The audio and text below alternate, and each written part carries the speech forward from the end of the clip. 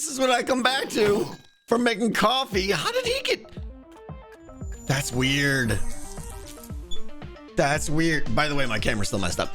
I've AFK'd in this room for over 50 hours. That's the first time I've been attacked. And it happened to be right during a pre-stream. Yeah, so by the way, I think my camera is a little bit different. I don't know what happened. It was like Friday night. By the way, is music too loud? Did all the things. Like Friday, my camera just decided to be stupid and it's like over bright and everything. It is better than Friday. Yeah, I spent some time trying to fix it, but it still feels weird. So I gotta tweak it a little bit more. It still feels over bright, but if I go too much darker, then you can see the green screen popping in here. See? Woo! So there's that.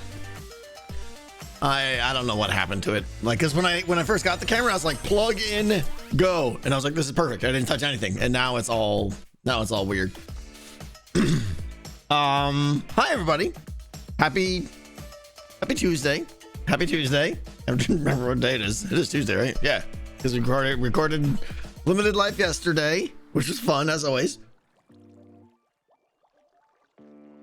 Hermitcraft server was down all morning because we are on 119.4 now. Had to, Azuma did all the work. He upgraded the server, all the server mods, all the client mods are up to date and everything. Everything is great. So, kind of excited. Not many of them affect me. The big one that affects me is the jukebox stuff, which I think...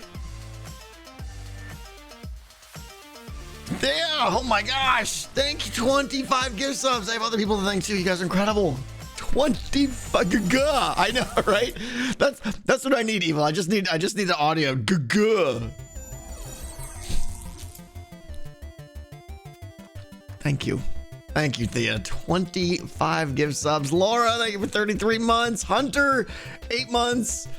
Still loving the Decked Out 2 streams. Well, thank you, because that's all I've done for about 6 months now, and I feel like... Okay. Jake Kells. Hey everybody, it's Jake Kells doing Jake Kells things. There's a reason his name is Jake Kells doing Jake Kells things. He even has his own command here. Gaga. Thank you, Jake Kells. People, Hunter, thank you. Let me scroll back here. We got Danny being amazing. Roosterly, 29 months. Fireblade, I see you, 35 months. Oh, Jake Kells doing 5 subs because Jake Kells being Jake Kells. Sublime Whiskey, Rogue Phoenix, thank you guys. Unbelievable. Ypsilon, thank you. Scorch, 2 years. Thank you so much. That's incredible. Incredible. Okay. What was I saying?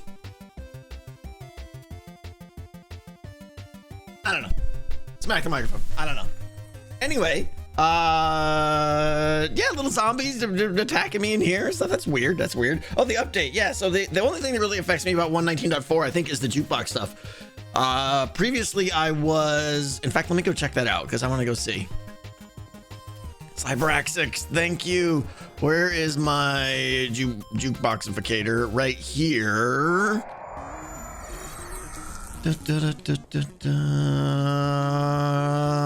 Yeah, this guy right here, right? And then underneath that hopper right there, I think, hang on, I think it's back here. I remember this redstone being a bit wonky. How do I get over there? Okay, try this, try it over here maybe. Somewhere back here. Right here. Yeah, that goes back there. It's all weird. But anyways, I was powering the hopper below for a fixed amount of time. So that it could play the announcement audio. And I've been shooting for like 3-second audio clips. But now I won't have to do that. So I can simplify this a little bit. I don't have to lock that hopper because the redstone powers it. The jukebox powers itself. It gives off a signal strength 15 when it's playing a disc, and then when the disc is done, it'll just automatically release it into the hopper. Which means I can have variable length audio now without having to worry about like conforming to the worst common denominator, if that makes sense. We'll see. What's my favorite mythical creature? Oof. I don't know. I don't really think about mythical creatures that much, unless I'm playing a game or something, but... Baby! Unicorn? No, definitely not the unicorn. I mean, dragon, yeah. Beholder. Beholder's pretty good.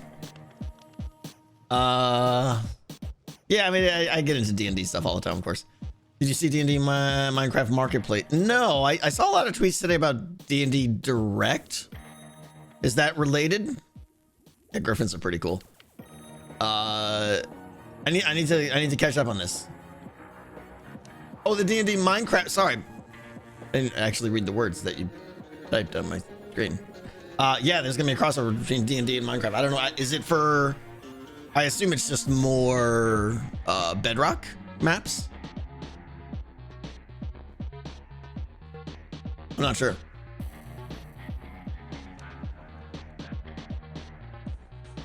That's cool. That's super cool. For Bedrock, yeah. It's always Bedrock. I know. Music is a bit loud. Yeah, I was wondering that. No problem. Thank you. Whoop. We will kick that down a little bit. Libby, thank you for being here. Welcome. What about the D&D movie? What about it? I can't wait to go see it. I'm hearing amazing things about it. Yeah, this D&D movie comes out Friday? I can't wait. Yeah. It sounds great. Zybraxis, thank you for the 5 gift subs. Tango's Cough doing 11 months. JSC, thank you. Ruthie, Default, Monate, Nutty Nigel, 2 years, thank you. And her T, thank you for 5 subs. Edie, I don't know if I thanked you. Thank you guys. Thank you. Aaron Snow. Good morning, Aaron. Okay. J Boopy, JW, yeah, it is. Did I see Mumbo's video? No, I didn't. His normal Hermitcraft one, I didn't see. I flew over his thing and I saw he did some building. But no, I haven't caught it yet. Okay, what are we doing today? I have, well, so I've been super busy, but again, it's all like, yeah, Mosul, we are. It's all been spreadsheet work. I've been spending probably a good 3 or 4 days at spreadsheets. I've completely redesigned all the cards. Pretty happy with how it turned out. They're way more interesting than they were before, I think. So we got about 40 cards. Yeah, I know, poor Mosul. Some of the art will be reused. Most of the art will be reused, but some won't be, Mosul. But you know, this is what I told you. This is what I told you, Mosul. I've been doing spreadsheetification for compass lodestone artifact distributions and how I want to balance them through the dungeon. That's all done. What else? Let me see. Let me see my spreadsheets here. Yeah, all the compass stuff we're gonna do today. We're gonna bind compasses to the lodestones on all of level 1, hopefully. I have to renumber some of my lodestones because when you guys remember when I did it, I just kind of arbitrarily slapped numbers on them, and now I really want to order them because I've ordered them now based on like the difficulty of them. And I had to trim out. I originally had 29 lodestones on level 1. I trimmed that back to 24, and I want to reorder them 1 to 24, being like what I consider to be the easiest to the hardest on that level. So yeah. Have you thought about a card using a lay? Nope. As soon as you said a lay, I'm just like, nope. I don't trust the lays at all. They'll die. They'll something. Yeah, they're not worth the effort. Will players see those numbers? No, it's all gonna be behind the scenes. So decked out is done now. Yeah, we're gonna play in a few minutes here, Baba. Yeah. No, honestly, like the good thing is here, I have a 2-video roadmap. In fact, I'll share that with you guys. I have a 2-video roadmap. The next video is going to be, I'm basically like, all right, what's it going to take me to play this game? Right. And it's leading up to that, Aaron. Yeah. So video 1, which will be the next one out, is going to be all the new cards. We're going to program a bunch of the cards in that programming bay thing that I made like 100 years ago. We're finally going to program some cards, some of the basic ones, so that the game is playable. You know, some of the basic kind of vanilla-y cards. We'll get those in there. What's up, Dead Knight? How you doing? Let's see. We're going to show off a lot of the stuff we've done. I've got a lot of new, the server's data pack is being updated. It's not done yet, but it's going to have all the artifacts officially in now. You guys remember the artifacts that we did? God, you guys are amazing. Thank you. I know, right, Evil? What else? We're gonna turn the card processor on. We're basically, next episode, I'm hoping we play level 1 100% without any threat, but just test the mechanics. Okay, test all the mechanics.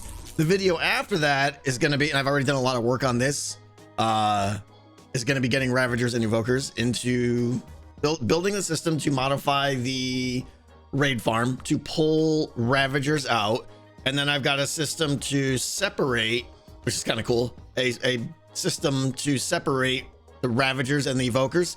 So basically when a Ravager comes out, if he's got an Evoker riding him, I can decide, do I want to keep the Ravager or do I want to keep the Evoker?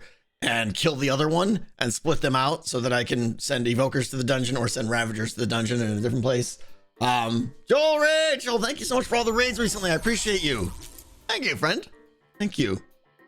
And then we're gonna get Ravagers in, and then there may be a little bit of a teaser at the end of that video, but then the video after that is gonna be 100%. I'm hoping ZF and I testing level 1, and it's gonna be horrendous. It's gonna be horrendous. Like, it's gonna be like, oh, this is broken. Oh, I didn't get a single coin that time, so therefore I got no. It's gonna be completely broken, right? But that's what we're doing. We're just gonna go through the initial stuff. But I'm hoping before, probably after next episode, and before I put the Ravagers in, I will run a lot of tests myself, probably stream it maybe, again with no threat, but just check the balance, run through the game, see how many coins am I getting, how many embers am I getting, how long did it take me to get a key, that kind of stuff.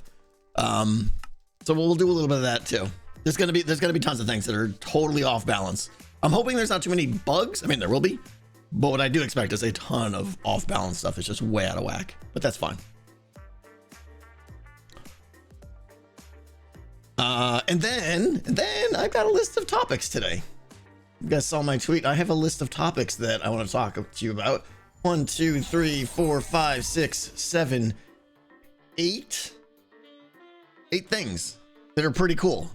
8 new ideas. Most of them are new ideas for the game that I want to talk to you guys about. Some of them are questions, some of them are concepts, ideas, that kind of thing. But in the meantime, we're gonna be making about 1,000 compasses and flying around the dungeon. Oh, he picked the game of my auto. Oh, did I miss the game? I didn't know I was playing the pick a number game. I'm the worst.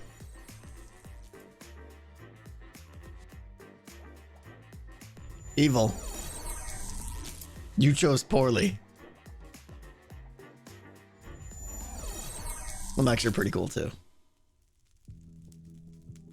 You chose 7. Don't you know how this works, Evil? Don't you know how this works? If you choose a low number, they subtract it. That's a lot of subs. That's crazy. That is crazy. Tango's cough. Thank you so much.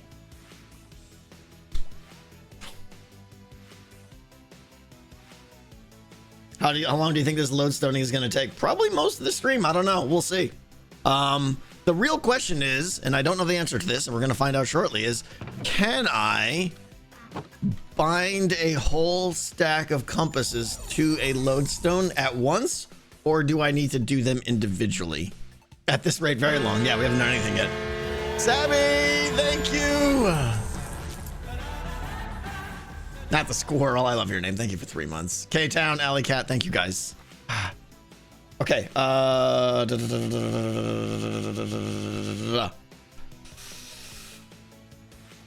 Okay. Compasses.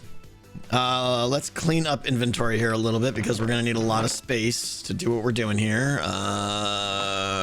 Donkey, donkey, donkey. Put those away. Put those away, and let's just grab a whole stack of happy. Couple of stacks.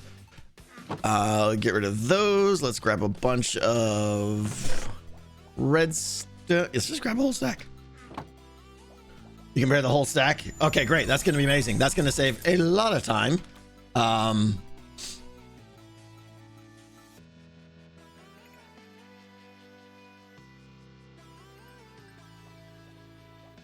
No, the rotten flesh was imperative to your progress. I know, right? Okay.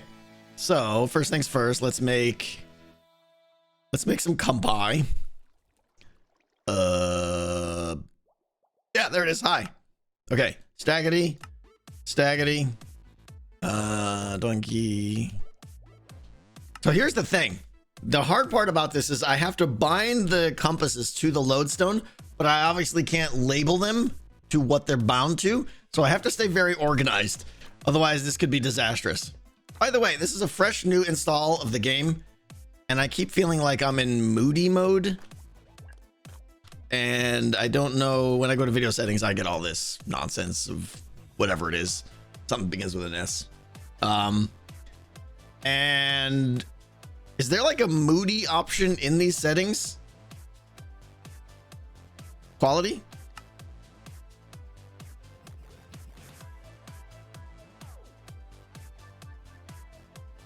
I don't think so, right? Entity shadows, distance, biome blend. I mean, I can look at all this stuff later, but there's no like generic just moody, because I feel like this room is darker than it usually is right here. I don't know. No, it's not vignette. That's just the stuff that goes around the corner. It's not vignette. Vignette is the little darkness they add around the edge of the screen. Anyway, okay. So what I'm gonna do is we're gonna grab a shulker. And I have to get, I had this all figured out and I already forgot. I think I need one stack of every, maybe this won't be that bad then. I think I need one stack. Hold on, spreadsheets.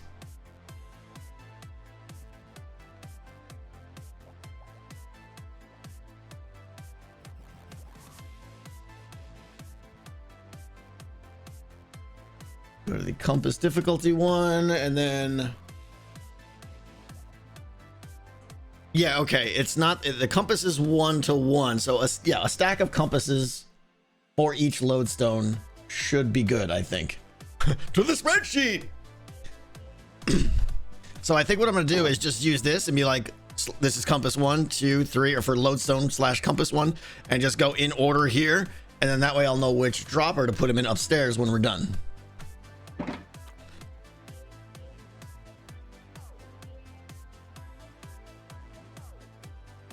A lot of stutter in the stream now. We haven't dropped a frame yet. We're good over here.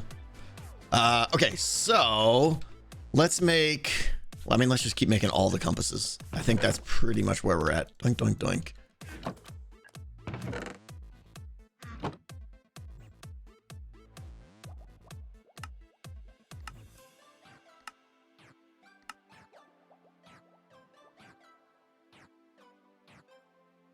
Bum, bum, bum, bum.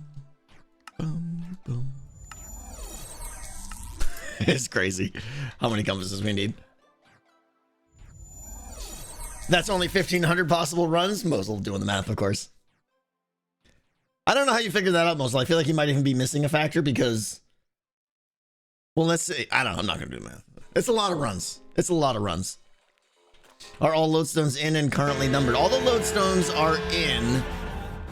In fact, there's more in than we need. The problem is I didn't put the hopper minecart on a lot of them, and I'm glad I just remembered that because we need to do that as we're going along. And we're going to need to reduce signs. Let me grab a couple of these because we're going to drop some. Oh, raiders from Mrs. Tango. Hello, Mrs. Tango. I love the in-house raid. Welcome, raiders.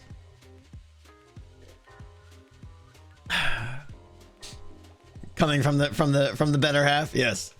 Yes. Don't craft minecarts here. No, I know. I don't think so because stacky. I think I'll probably, well, I could just take another whole shulker with me. Let's just grab another shulker and that'll be the minecart shulker, the hopper minecart shulker. The down the hall raid. Yeah, pretty much. Okay. Some of those. Do I have hoppers? Let's just make, how many do I got in my, how many do I got in the skadoodle? 52. Yeah, that's fine. We'll take some of those and then we will doink. Oh, wait a minute. I should be able to just do, where is it? Why not?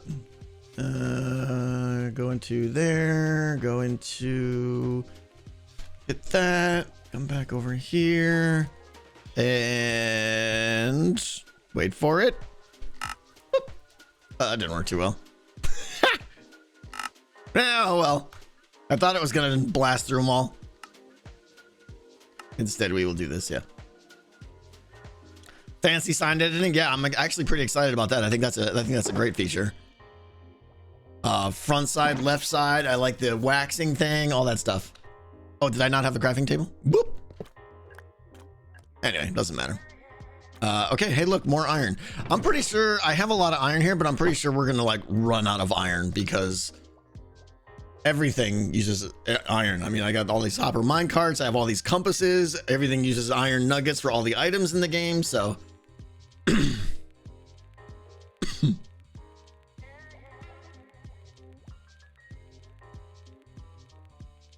if only you know how to make an iron farm. Well, this season I apparently don't zing. I'm breaking tradition. This is the first season in 7,000 years. I haven't. Hi. What are you doing? Hi. Did you feed the dog? Yeah. Are you gonna do the stuff that you were talking about? That yesterday? stuff. Are you? What stuff? Oh no. Well, we'll see. Maybe. I promised them an awesomer stream than normal. No, this is a super boring stream. Yeah, sorry. No. Okay. So here we'll let it on. No, I didn't mean to spoil it. It's fine. No. I was gonna do it Wednesday instead. Oh. You're fine. You're totally fine. Now those people that come from your amazing channel have a little inside scoop. Right? Oh. What? I didn't tell them about it. If I just said it was gonna be more awesome. Oh, you didn't tell them what I was gonna do? I didn't. Okay, that's fine then. I didn't. That's fine then. So now they'll have to come back tomorrow. We'll see, yeah. Oh, tomorrow's Wednesday. Yeah. That's how that works. Ugh. Oh, shh. You don't want to tell Don't them? spoil it. Don't spoil I don't know. it. It's not that. No, it's built up. It's not that exciting. It's not that exciting. What was I doing? Hopper minecarts. Now everybody's gonna leave. Now they're just gonna rage because they don't know what it is. Yeah. She promised. Unsub. This is dumb.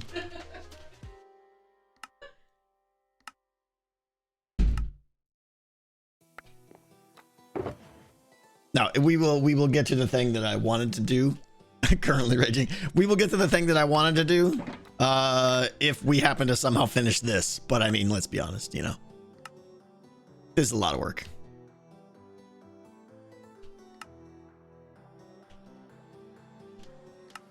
I don't know. I think some of them have minecarts on top, but whatever.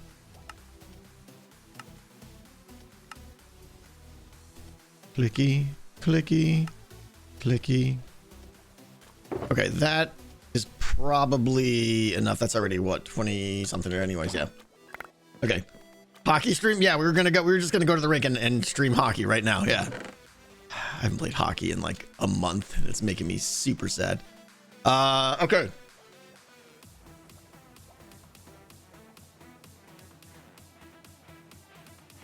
I just realized we also have to figure out what we're gonna name these. Oilers rule, and last night they were.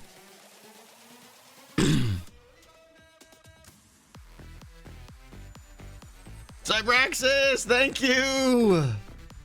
I didn't see that comment, Cybraxis, but I do appreciate the first part. Do we want to name our compasses first? Now, again, remember the name is just going to be like level 1 artifact. That's it. Or do we want to? I don't think there's a difference, right? Is there? Or do we go bind them? I don't think there's a difference because they're all going to be named the same thing. Let's just do it. Let's just do them. Name them all Steve. Yeah. Okay.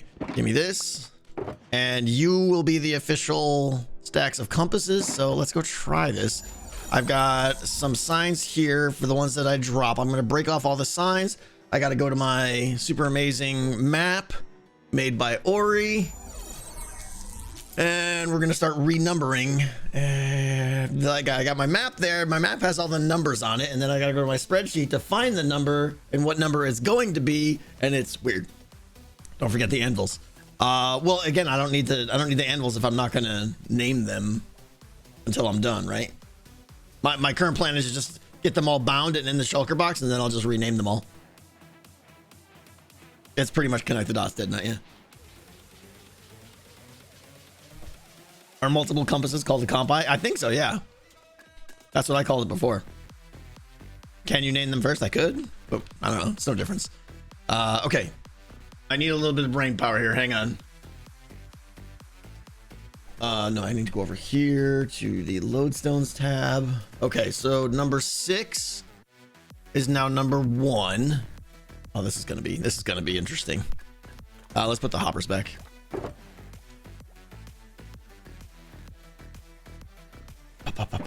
I know, right? It's like diverting 20% of auxiliary brain power from stream to actual brain. And that's the part where everything falls apart and the stream starts to be all sorts of weird. Okay. Number 6 is right. Oh, I should be not in here. I should be below here. Number 6 is right below me, I think. Whoop. Number 6. You are now number 1. And here's the thing is I probably have another number 1 somewhere else that I should go find and remove it. Or how about this? I'll just put another number, a pound sign after it, and that lets me know it's the real one. Yeah, exactly, Telerain. Yeah, it's number official. Yeah, for realsies. All right. So we can do this. There is a hopper minecart there already. How does this work? Right. Okay, we take a stack of compasses. We skedoodle. Uh-oh. Oh, no.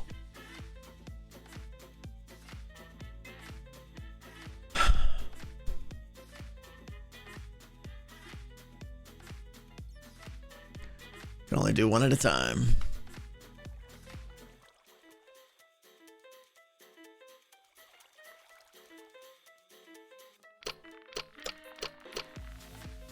I mean, that's fine. I guess I can just hold it down.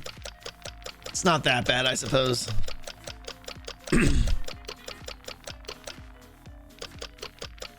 That's a sound you don't hear very often in this game.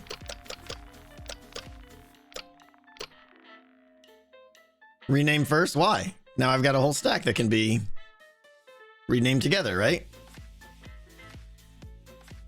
Is there a reason to use a script? Yeah, I could write an auto hotkey script, but it would take longer. Yeah, I mean, we can rename this afterwards, so it's no big deal. So, okay, so we take this, we put it here, and now this is number 1 because it's in the number 1 slot. We've renamed it number 1. We're good. This is gonna be, I'm gonna mess this up, yeah. Are you still planning to detect if the artifacts are picked up? I was never planning on doing that. There is going to be an event when they gain an artifact. Some cards are going to trigger off of gain artifact, or when you get your artifact, or if you have an artifact, and that's going to be done by sending a signal from this hopper or that comparator right there. Actually, it's going to be a lot more redstone. But yeah, we're going to have to send that signal back to the hub over there somewhere. You thought you were a hockey fan? I am. But it's not going to save me time. It would take me 10 minutes to write the script and debug it, and it's not going to save me 10 minutes because right-clicking on these things does not take that long. We are detecting it now, yeah, but I'm not sending the signal anywhere. It's just localized. Rename now to avoid confusion. No, renaming doesn't do anything because they're all going to be named the same thing. Every compass I make today is going to be called level 1 artifact. That's it. So it doesn't matter what I name them, guys. Maybe that's why everyone's saying rename them first. Yeah, the name isn't going to say what compass. It's not going to say compass 1 because then you'll know where to go. They're all going to have the same name. Maybe I should have clarified that. You don't need a script, just a rebind click. I mean, it's not long. I've already sat here talking about it longer than the time it would waste me. All right. Number 2 is number 4. Number 4 is, so the first few are down this wing here. I'm considering these the easiest ones. So this one right here, easiest compass in the game. You're gonna get the most poop artifacts are gonna come out of here. I did clarify that twice. Yeah, but you know, I was being kind. Okay. So the next one is number 4, and it's in the hallway. Right there, I think. These are going to be so hard to fly to. That's why I added these glowstone little platforms here. Is this number 4? Yes, it is. Okay, you are now number 2. And take a whole sec. Go. How long before he splats? Yeah, there'll definitely be some.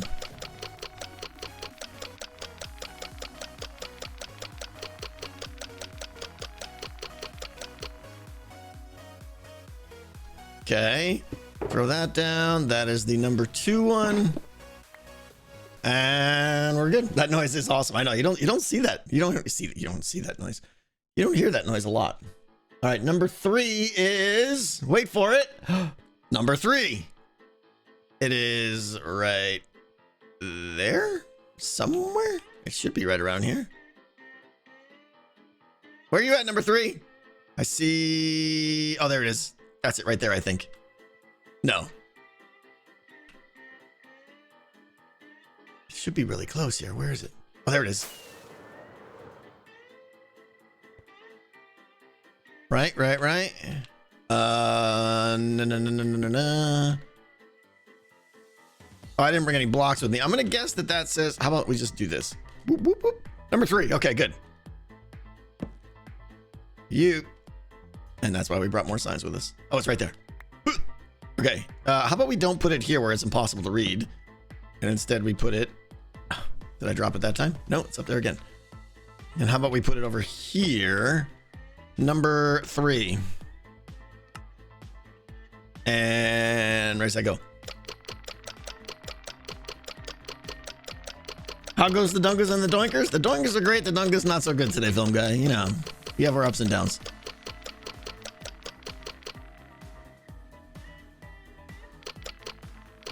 No, Ori's map doesn't have anything to do with the compass bindings or anything. Did you add the hopper minecart? Aha! Thank you! Did I forget it on the last one? I probably missed it on the last one, right? Yeah. Okay, you are number 3. And give me some of these guys. Bloop. Excellent. Okay, we're done here. Go here. Where was it? Right there.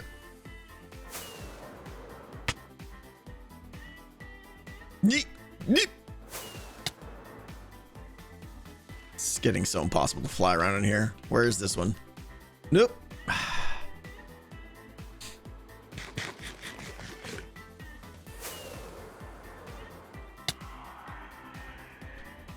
Is that good enough? It might be good enough. There we go. Nailed it. Nailed it. Okay.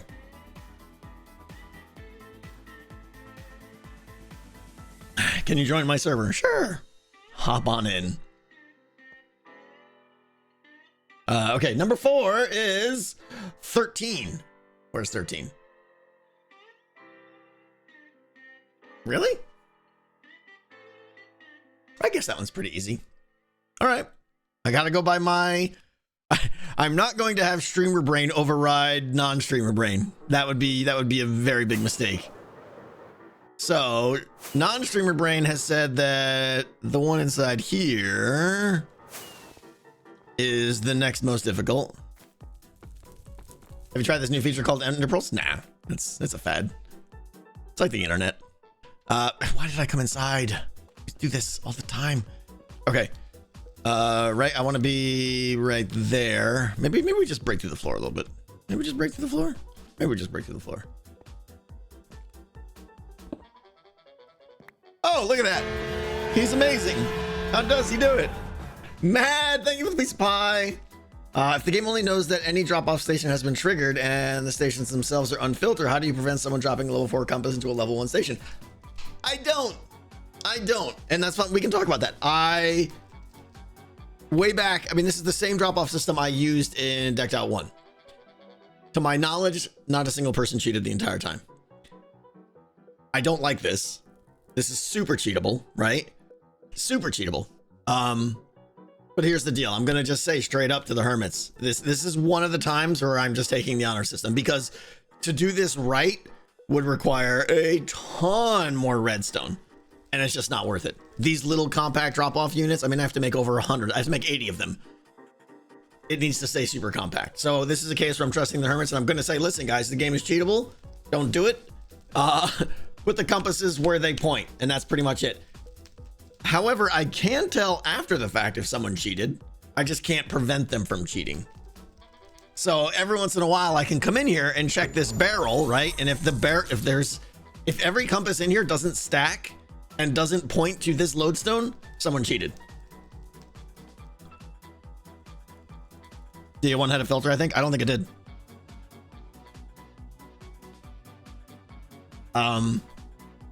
So yes. The heart, and I thought long and hard about this, and I just decided, you know what, I'm gonna have to trust the hermits. But yes, any compass can be dropped in any spot that accepts compasses. That's the way it is. But we're not cheating here, and I don't think the hermits will. This is number 4.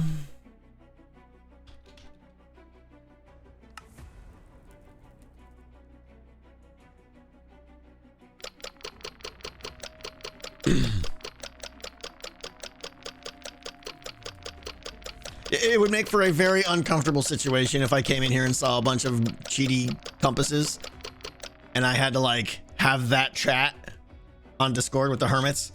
That would not make me happy. And yeah, it would just be an awkward scene all around, I think. So I'm not worried about it.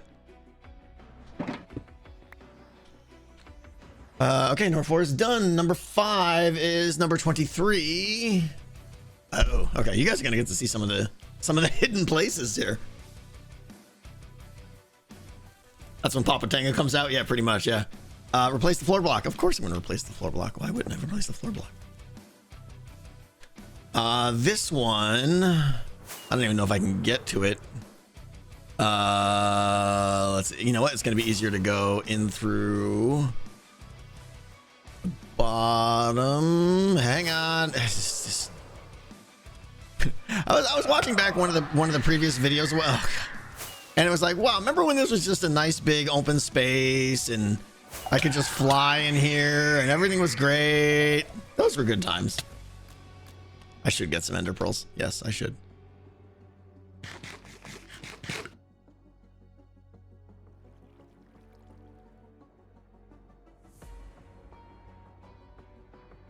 How's the snow outside decked out? Has the hermits been helping anymore? Not yet, but Joe did mention that he was going to do another stream soon. Possibly today. That he's going to be doing some more snow. Base case, holy mug. Yes, thank you for noticing. I appreciate that. Okay. This hiding spot. Oh, the game looks so dark for everything. This is definitely like moody mode or something here. Can I get out of here, please? Help!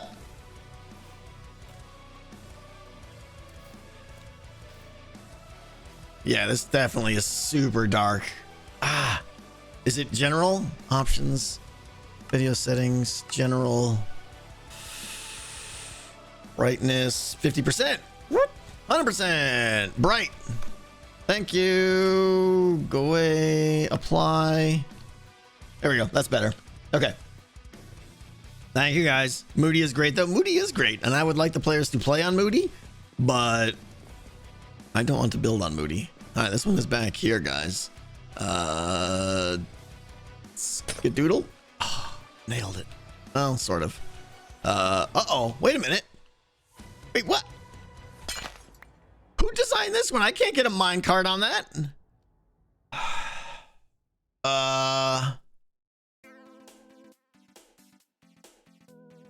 What happens if someone dies at a drop-off spot? Yeah, it'll spray all their bits inside the thing, and a lot of artifacts will pop out, and it'll all rot. I will be able to know that. That's different than cheating.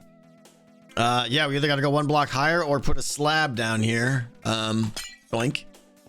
And that just possibly spits something out. Probably not. No. Oh, now I see. No. Sorry. My brain gets so confused between compasses and artifacts and where the compasses go and where the artifacts go and all this stuff. And it's just, I know it's not that complicated, but it hurts sometimes. Yeah. Okay. Give me that. We're going to put this one block higher there. We're going to need some emergency rails, which I think I have in one of these guys somewhere. There we go. We'll do this, we'll do that, we'll rail up. Do this, do that, and give me that, and that. Right? Everybody's good? And donkey. How does that look? How does that look in there? It's fine. Everything's fine. Okay. Let me pick up all this garbage now. Give me a few more of these. Squirrel brain overload. Yeah, pretty much. Doc Wellington, Bearded Beast, thank you. Taz, thank you. Storm Chaser, thank you guys for the brand new subs. I appreciate it. I broke a lichen. Uh-oh. So if I broke a lichen, it means everything's fine. Everything's fine. We're good. Okay, I have enough of you. You come out. You can go back to your home. Give me that. And let's change the sign first. Which one are we on? Number 5, I think. 23 became 5, right? 23 is now 5, yes. And go. Okay, so let's start, because I have all this excess streamer brain power right now to focus on one more thing. Let's go through the list of things that I want to talk about today. In fact, let me skadoodle this first right there. That is there. I don't want to mess that up. Okay, let's go through the list because I got some cool stuff. All right, the first one is that is a lot of compasses, right? It's not even a fraction of the compasses we need. The first one is regarding stairs. You guys all know we have, if you missed the last few streams and or video, all the levels have stairs now, and to get from one level to the next, you have to acquire a key through treasure drops and put the key in the spot where the key goes, and the doors to the next level will open up. Super cool. Love it. Great addition to the game. The concern a lot of people are having, rightfully so, is what if I get unlucky? What if I just don't get a key, right? Or what if I don't have enough treasure cards in my deck and I'm just, the key doesn't pop out for whatever reason? What do I do? Am I just stuck there for 10 minutes? And my first thought was, too bad. Too bad, so sad. Get better cards? I don't know. But then I thought about it. I was like, what if we did a thing where, and this is totally on brand. It fits the theme, right? What do you like if you're playing D&D and you get to a door and you don't have the key or you can't lockpick it? What do you do? What do you do, D&D players? Yeah. You smash it down. You smash the door down, kick it in. Exactly. So I was thinking, what about if after, and this time is arbitrary, 2 minutes, maybe 3 minutes? If after 2 minutes or 3 minutes, you can basically just go up to a door and press the smash button and it opens up. If you're Vox Machina, you stand there for an hour and a half. Yeah. And the stairs open up, but it generates like 4 clank, which is a lot of clank. And those numbers, the time and clank level, I'll have to tweak, but I think it's like a fail safe. Like I'm not getting a key. This is stupid. You can just go over to it and basically open the door. And it's going to cost you because you're smashing the door down. I mean, how cool would it be even if I had an audio disc there that played like some kind of like door smashing noise? It would be incredible. So I'm not going to have that for right away. That's not going to come until, because that does require more redstone and more everything. But I think it's interesting. But what I want to make sure I avoid, though, is I don't want hermits to like just go to the door, wait for the amount of time and smash it in every time because they feel it's more optimal. So I have to make sure it's not optimal. You know, you could make the argument that in 2 minutes of walking around the dungeon, you're probably going to make 4 clank. So it might be better to just stand at the door and not make any clank, you know. So there's some concerns there that we'll see. I like the idea right now. I'm not 100% sold on it, and it may cause other design balance problems, but overall, I think it'll be good.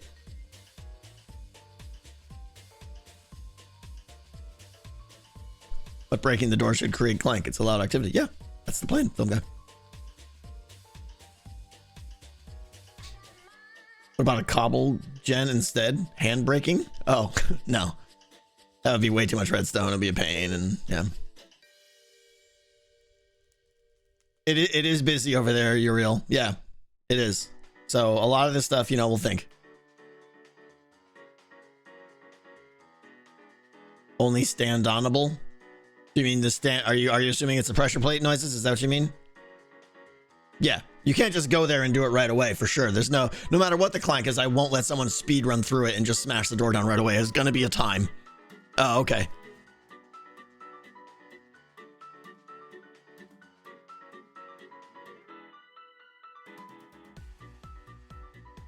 Yeah, film guy. That's pretty much the goal, is that if you were to look for keys naturally, you might make X clank on average. But if you were to just go up to the door and smash it, I want that to be X plus 1, essentially. Have a pressure plate you need to stand on for 30 seconds to smash it. Sure. I guess you have to be there for a while for it to trigger. So whether there's a time delay before you can press the button or a pressure plate you have to stand on for a certain amount of time, I think that's the same mechanic. Anyway. I think you're doing too much math this time of day. I'm not mathing at all. Horde and... Okay. 1 plus... Oh, X and X plus 1. Yeah, that. Okay, sorry. That was math, yeah. There shall be no math here. Okay, so anyways, that's the first topic. Let's see my notes are. Playing enough time, I probably want to skip it. Yep. Remember looking for the key and it really calls the clank itself. Yeah, so I've basically talked about the concerns there. I don't want people camping the door and just thinking that's the shortest path and stuff like that, or the most efficient path. Standing still invites Ravager munching. Sure, yeah. I mean, are you saying that if you had to stand on a pressure plate for N seconds, that's in addition to a pre-delay before the pressure plate even works? I thought that was instead of, like, you might have to stand on the pressure plate for 2 minutes. Either way, the details there don't really concern me that much. I don't think there's that much of a difference. Maybe standing on the pressure plate is fine. It doesn't feel as smashy, though, to charge up the thing. It feels like I'm just waiting. I don't know. But anyway. Okay, number 6 is number 24. Okay. Oh no, I gotta show you guys this one. This is a hidden one. I want to show this. Yeah, I'm gonna show this because it'll be great when everyone tries to yell at the people explaining how to get to it. We can look away. Yeah, we can look away. Yeah. Oh, go from below. That's a good idea. Can I find it from below? I don't even know if I can find it from below. Let's see here. It's going to be... I need to get up in there. We're blind, yeah.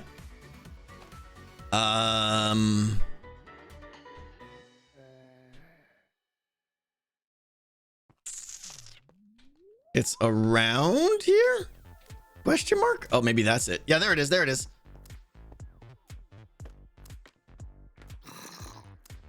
No? Hello? Am I blind? Why do I have... If I have a glowstone thing here, that usually means that's where the thing is.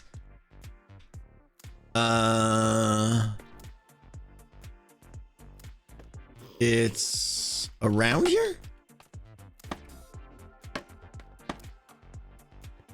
There it is. There it is. Woo! Right? 24. 24. Did we do number 5? We did number 5, right? So this is number 6.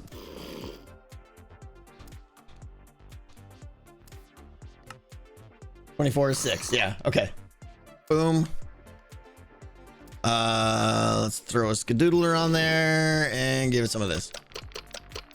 My screen is black. Brightly, you're the best.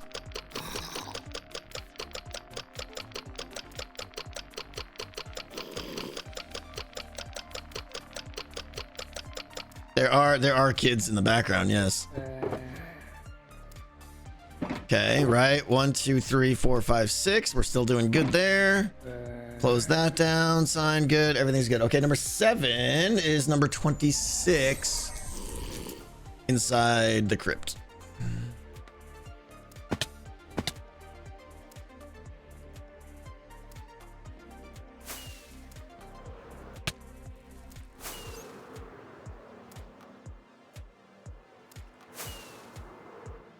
Woo!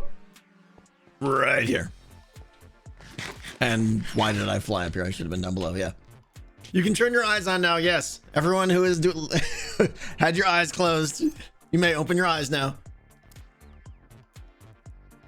What's up, Gloria? Did the secret one have a minecart? Yeah, I just put it there.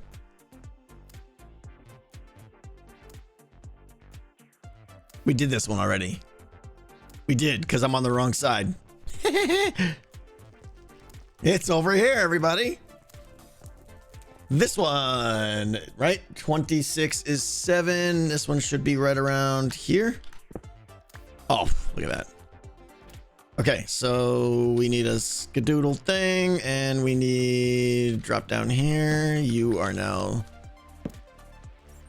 pound 7 pound. Go. Compass. Can't hear you. My eyes are closed. Makes sense.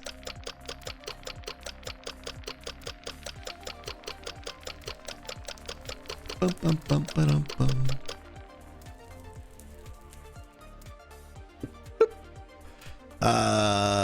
Stackety stackety. Go. That is number 7. Number 8. The block. I did the block. Block's good. Number 8 is number 1. Oh. No, that's number 14. Oh, that one. Okay. All the way in the back left corner. Back right corner, I mean. Right here, I think. Number 2. No. Well, that one's going to be next, I think. All right, we're going to do this one because we're here. And this is where I mess everything up. All right. I don't trust myself. Where the other one is, this one's super hard to get to. Especially when you fly like that.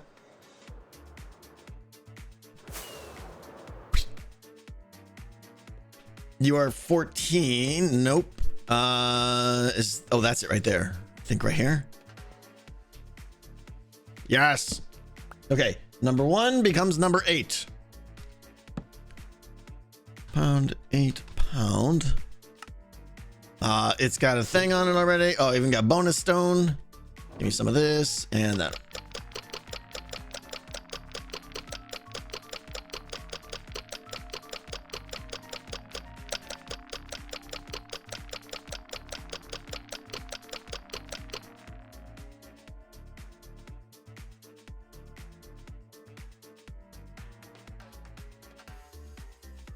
Okay, sorry. Why renumber? I'm renumbering them because when I originally did this, it was essentially arbitrary. I numbered them in the order I created them because I didn't think the number would matter. But now that I've sorted them based on my perceived difficulty of getting to that location, I want them to be in the same order. Otherwise, it's going to cause a lot of headaches later. When I do future levels, and this is why we're doing everything on level 1 before we repeat things for other levels so that we can learn. When I do next levels, I'm just going to put all the lodestones down and I'm not going to number them until I sequence them based on difficulty. And then I'll just go back and number them in. The spreadsheets tell me what to do. That's the right answer. All right, this is number 8, right? 8, yes, good, good. And it's got a thing and a thing, and we're good here. Okay. Always listen to the spreadsheet, yes. Okay, that is number 8. The next one is the one I said it was, which is right over here. Same room. This is going to be number 9, I believe. This was number 2. It is now number 9.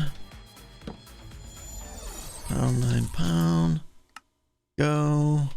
It's got a thing. No bonus blocks. Give me some of this and go. How's the pearl build? She sent me a message and a screenshot of what she intends to do, and it looks amazing. I don't know if she started building it yet, and we're definitely not going to go check. She did say it was going to start happening soon, though, so it may be built or... Did I do the whole stack already? So I don't know. I am definitely not spoiling it. In retrospect, I wish the room was a little bit bigger. She really didn't have a lot of space to work with. I told her she could push the wall back a little bit, but if you go back more than like 8 or 10 blocks, it goes outside the sphere of audible range of the announcer speaker things. So there's that. Okay, number 9 thing, and we're done there. Okay, and now we're gonna go to number 9 is number 10. Where's that? Oh, right. Necro Crypt time. I don't even know what I call it. Someone else called it the Necromancer Library, and that's all I call it now. I got to go to layer 2. Yeah, okay. The next 4 are all down in the library, we'll call it. Which means below here. Whoop. Yeah, there's 1, there's 2, somewhere something, something, something. 3 and 4. Yes. Okay. Will there be decked out 2 merch? Absolutely, Syrinx. Yeah. I'm waiting till the game launches for obvious reasons, you know. But yes, there will be multiple types of decked out merch. In fact, I think I might do what you guys said and make a take all of these amazing maps and put them on a display. I think. I don't know anything how if I could partner with them or what or how that works or something, but if that's an option, I think that would be pretty cool. Fireblade, thank you.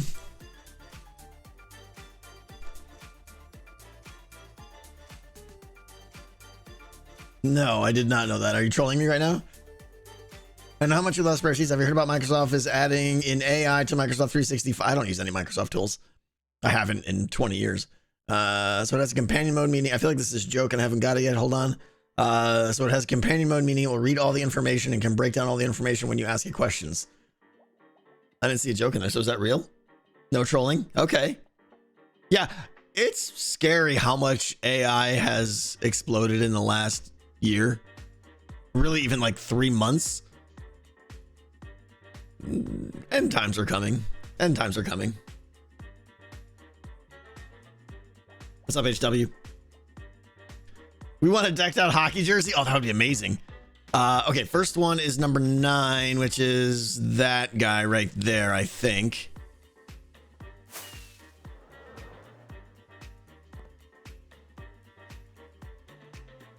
I think, yes, number 9. Thank you.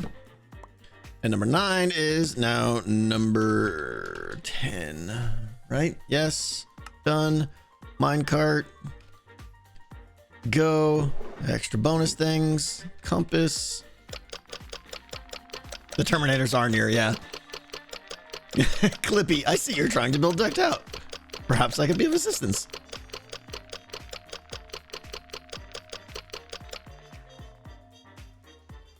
Okay, this should be the first one in the second row. Killing it. Number 10 is done. All right, next bullet point I wanted to talk about.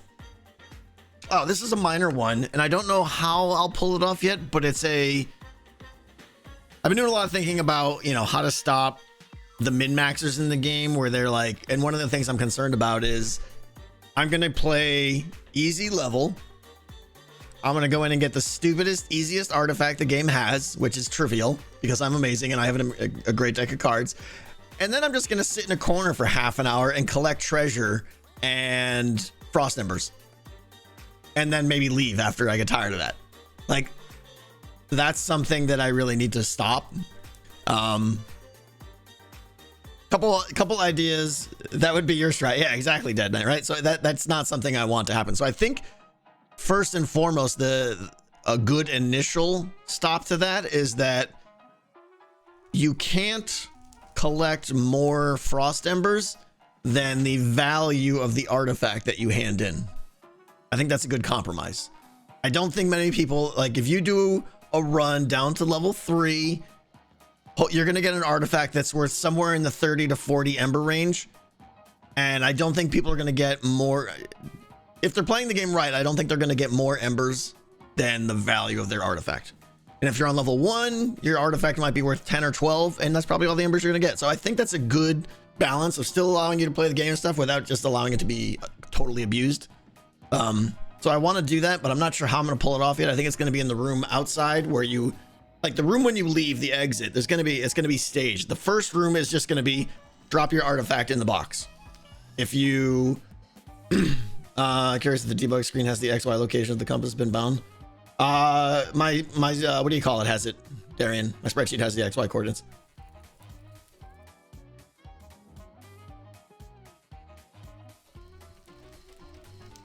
Remind us how the game is scored. How do hermits get points? I don't know yet. I've been punting that decision. I have a solution. I just don't know if I like it enough. So we'll see. I think I'm gonna stick to it. It's side topic. I don't know if I want Decked Out to be one all-encompassing game with rounds or phases within the game, or just play the game many times.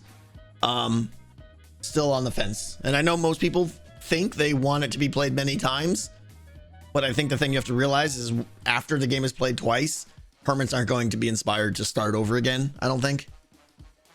Once you play something a few times, it starts to feel like, you know, because I got to take their deck from them every time, and nobody wants that. And so I think it's probably going to be one all-encompassing game, but I'm leaning towards having rounds. I don't know if you guys remember the idea of like victory tomes I talked about way back when. I'm still leaning toward that because I think it provides a good balance between what you want to do with your frost embers, but that's a whole nother topic we'll get to. Just build a new map every time. Yeah, absolutely. Yeah. DLCs, the concept of DLCs. Yeah, DLCs are essentially features. Saying, yeah, I will be assuming maintenance doesn't take that long, which I don't think it will. I will be adding features. One of the topics we're going to get to is one of the features I'm going to add after live that I'm really excited about. Yeah, like factions and stuff like that. Level 5 and 6 confirmed. All right, number 10 is done. We got the thing. So anyways, the capping the frost embers at the artifact value. I might even do the same thing with treasure. I'm not sure. There's going to be more things like that as well too. Some of the changes to cards that I made recently will help deter currency camping as well. But I'll probably need more. Okay, that was number 10. This is weird now because number 11 is number 10, which is right over here. Right there.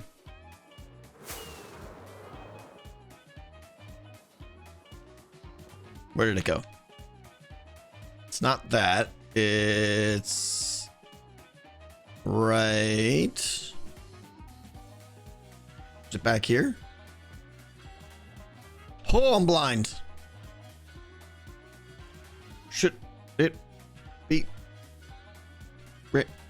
Oh, there it is. Jump in between. Oh, it's right there.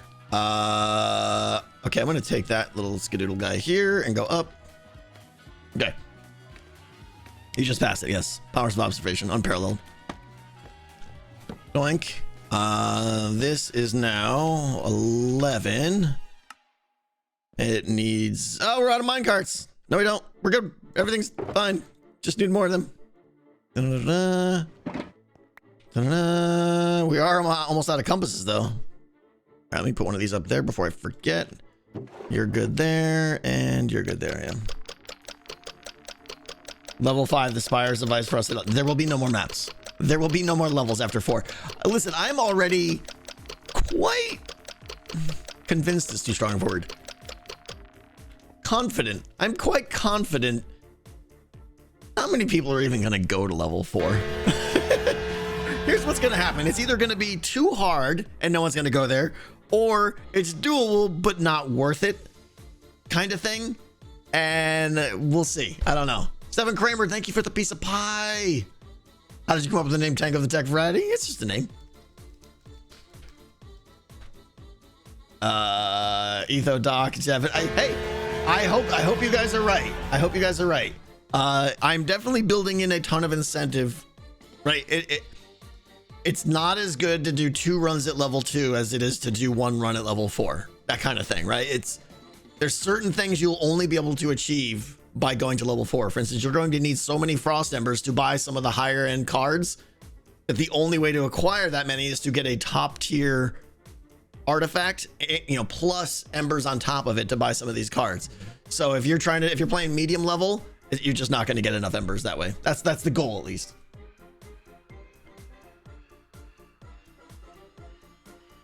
Level 4 is where we hide the secrets. Some of them, yes.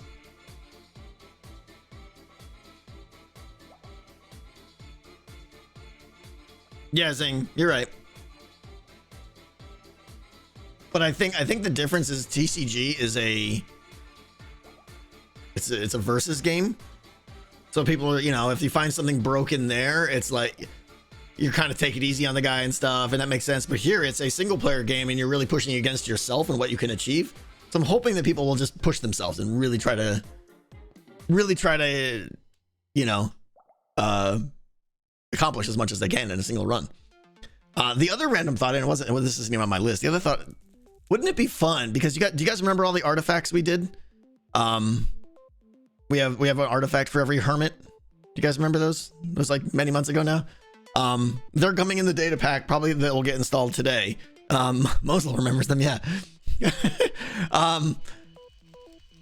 Wouldn't it be great if players could I know this is kind of weird, right? But could somehow collect them and hang them on their wall. And that's a great collect them all system. I got all 28 artifacts from Decked Out and they put it in their little cubby hole room in the Great Hall.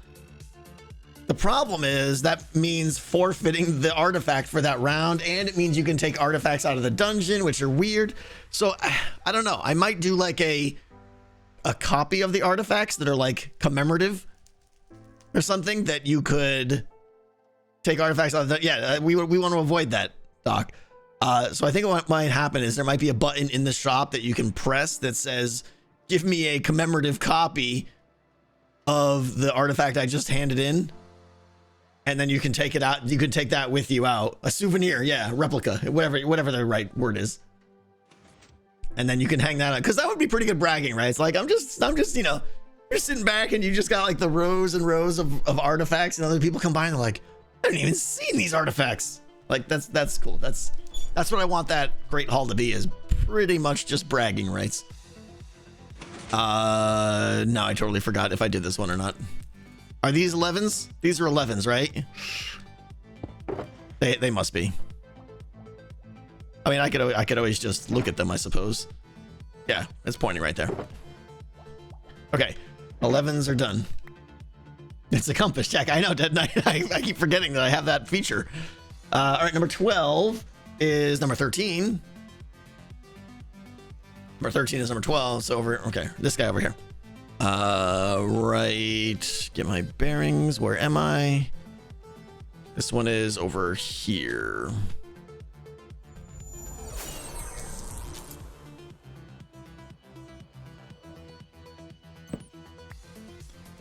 Right. I'm on number 13 now.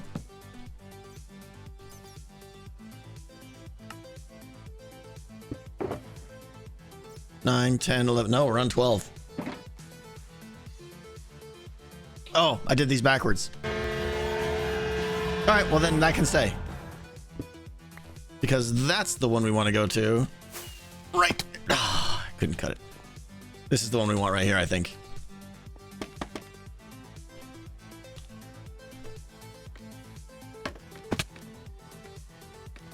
Yes. 11 becomes 12.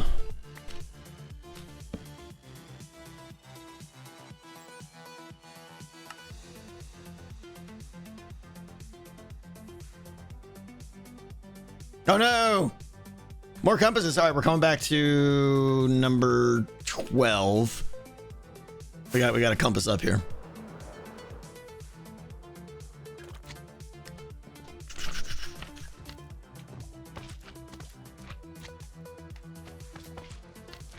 Yeah, we're fine. Add a unique card to level 4. What does that mean? The level you go to doesn't technically determine what cards you can get. Are you doing your job back there? I hear little guys bouncing now, so you must be doing your job. Yeah, there are legendary cards where you have to find the recipes. We'll talk about those in a little bit. All right, compass.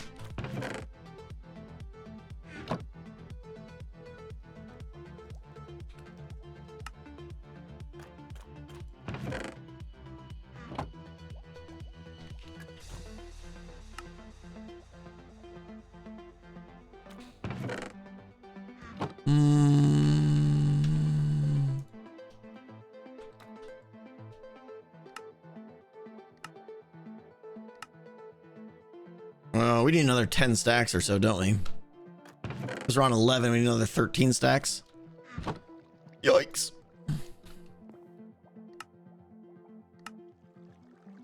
Why do I have partial stacks? How embarrassing. What do we got? 1, 2, 3, 4, 5, 6, 7. Just keep making them. Just keep making them.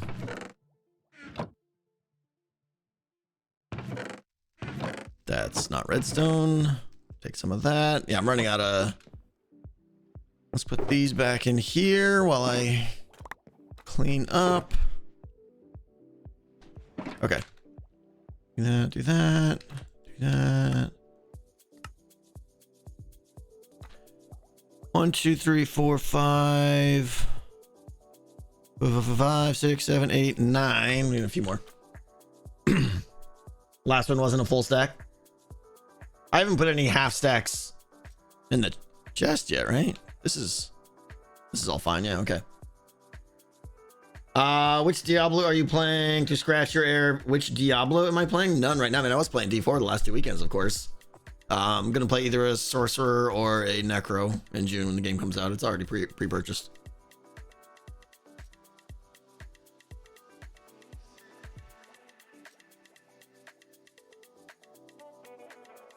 Hey, Solid One, how you doing? Wouldn't you have a ton of compasses in the villager trading hall? I mean, just because you can trade for compasses doesn't mean they did. I don't know, but they're fairly cheap to make anyway, so I'm not too worried about it.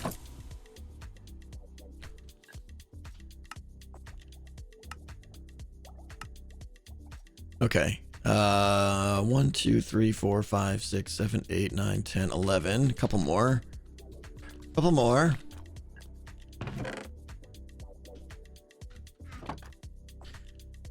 Will you do a decked out Redstone video after the game is launched and stabilized? Dead Knight is the same. It was the same. Everyone wanted a video explaining all the Redstone for decked out 1. And I was like, absolutely. That sounds like a great idea. We'll do a full comprehensive video. And I never did. I never did it. So, I mean, I could lie to you and say, yeah, I'm probably going to do it. But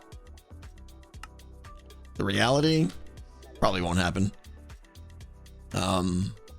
Best thing I would say is when Decked Out is live, if you have a question about the Redstone, ask me and I'll go over and show you. Yeah, Zing, I don't know. There's a lot of stuff I gloss over though.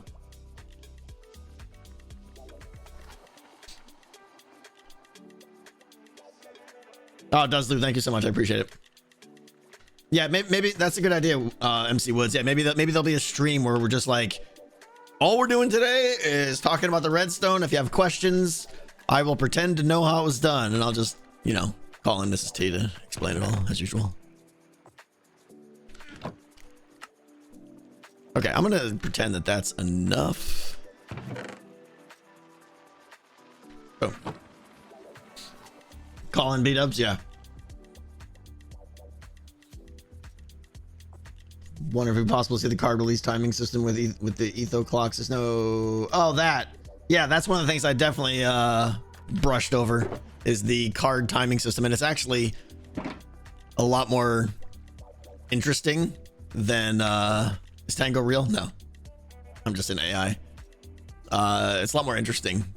It's like a two-phase card delivery system where there's like one global clock that schedules cards to be drawn, and that's like on every 30 seconds. And then there's a secondary clock that's this is how fast I go through the cards that are scheduled to be drawn. I want to use the right words here. So this one, like every 30 seconds, it schedules a card, and this guy can play a card that is scheduled like every 10 seconds or so, we'll say. And the reason there's this two-phase system of scheduling and then this is because there's gonna be a lot of cards that auto draw cards, or that kind of thing. Like you might draw a card that says draw another card right away, in which case it'll just queue up another card. So you'll get like a draw, and then you'll get like play while this global clock is still ticking 30 seconds, and then it'll eventually queue in another one so you don't miss your phase and stuff like that. If that makes sense, I don't know. By Candace, thank you for the double piece of pie. 2 pieces of distraction pie because you're awesome. Distraction. Thank you. Appreciate it. Bye.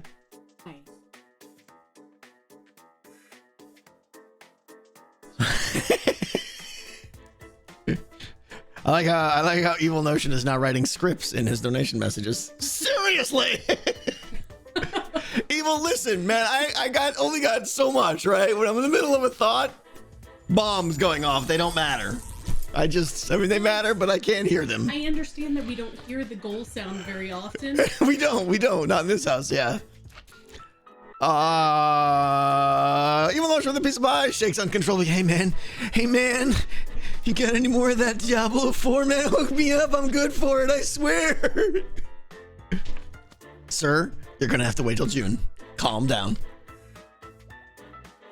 And then Evil Notion with a piece of pie again. If pound donor equals Evil Notion, delay random 5 times random 60 times plus random 10, play sound creeper primed, MP3. Too long. Okay, I got these, I got those, I got signs. Let's skedoodle. Do you guys remember? How many of you guys are here from the Mixer days when Evil had a sound? It would troll me quite well. Quite well.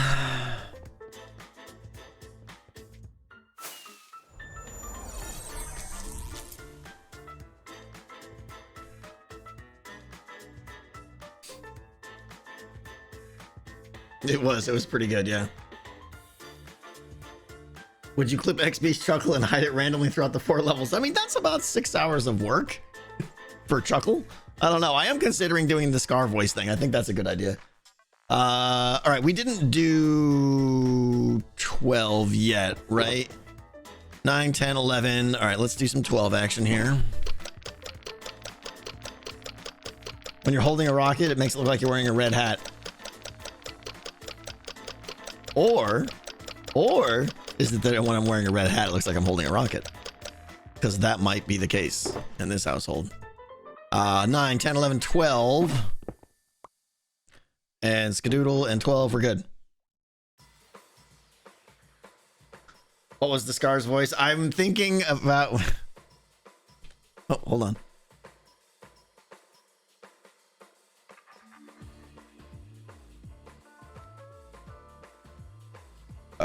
Oh.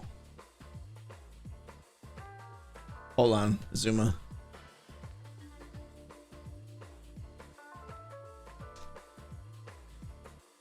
He's so I don't want to say anything yet because I don't know if this is gonna be final, so we'll see. No, it's good. It's just he's doing something that I didn't think we were doing. Think I'm gonna have to change games midstream? No, we're fine. Anyways, yeah, I was thinking of asking. See, I can't say anything in stream because you guys are gonna all go spam him and stuff. No, nothing. I'll talk to Scar. Try holding down shift. Not sure if it works or not. Okay, Doc, I'll try that on the next one. Yeah. Your channel point options are basic. What are channel points? I don't know.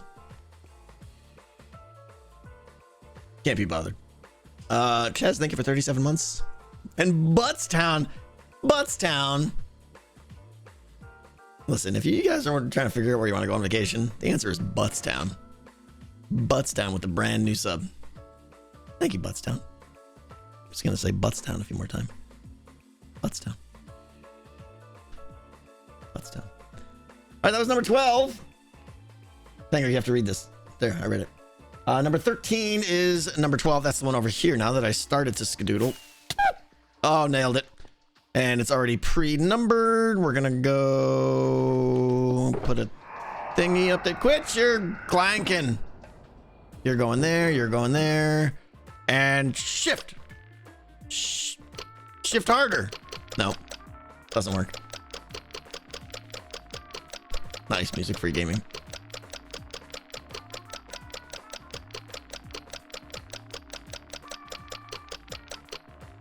I've been wondering if you're gonna get a beard for your chair. I don't know what that means, and I'm a little creeped out right now. So let's go with no.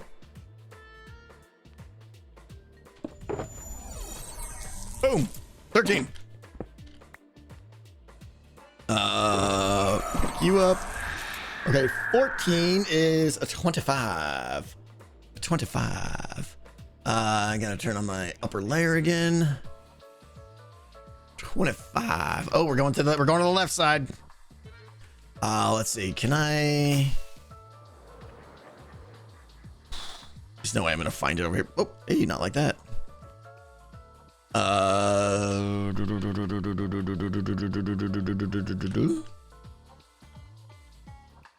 What? 25. All right, here we go. This is totally safe, kids. Don't try this at home.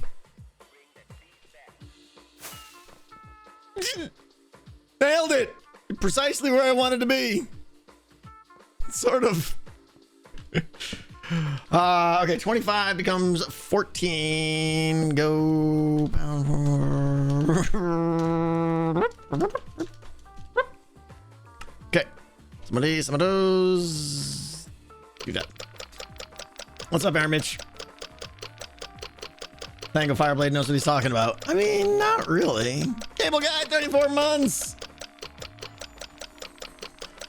Cable, how you doing, my friend? Doing all the amazing builds as usual? Making the world jealous? 9, 10, 11, 12, 13, 14. Bird Potato, thank you so much. Don't forget the minecart. Boop. Boop. Number 14 is done. Number 15 is a 20. There's a block missing in the card processor. Nah, there isn't. The redstone's perfect. How does the lodestones? They're loading. They're loading great, Mitch. Is there any chance Techtopia might become open source? There's a chance. It's just not a very high one.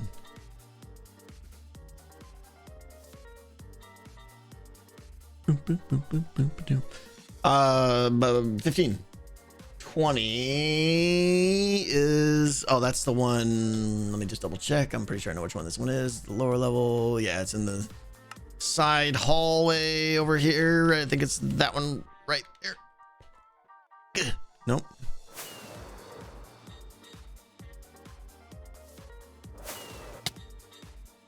Boop.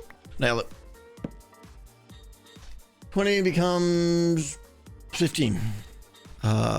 Pound, 1.5 pound.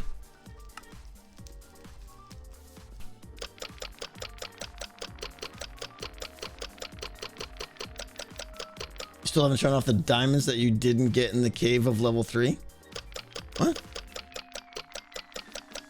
That feels like a trolling thing from a long time ago, and I just don't remember. Glow ink the signs? No, no one sees these. And do I already got one right there? Go check the box. We're good. Okay. You said you'd show it in a video as a troll? Yeah, I forget.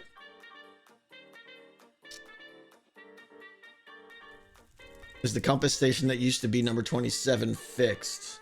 I don't know. Well, we haven't gotten to it yet, so.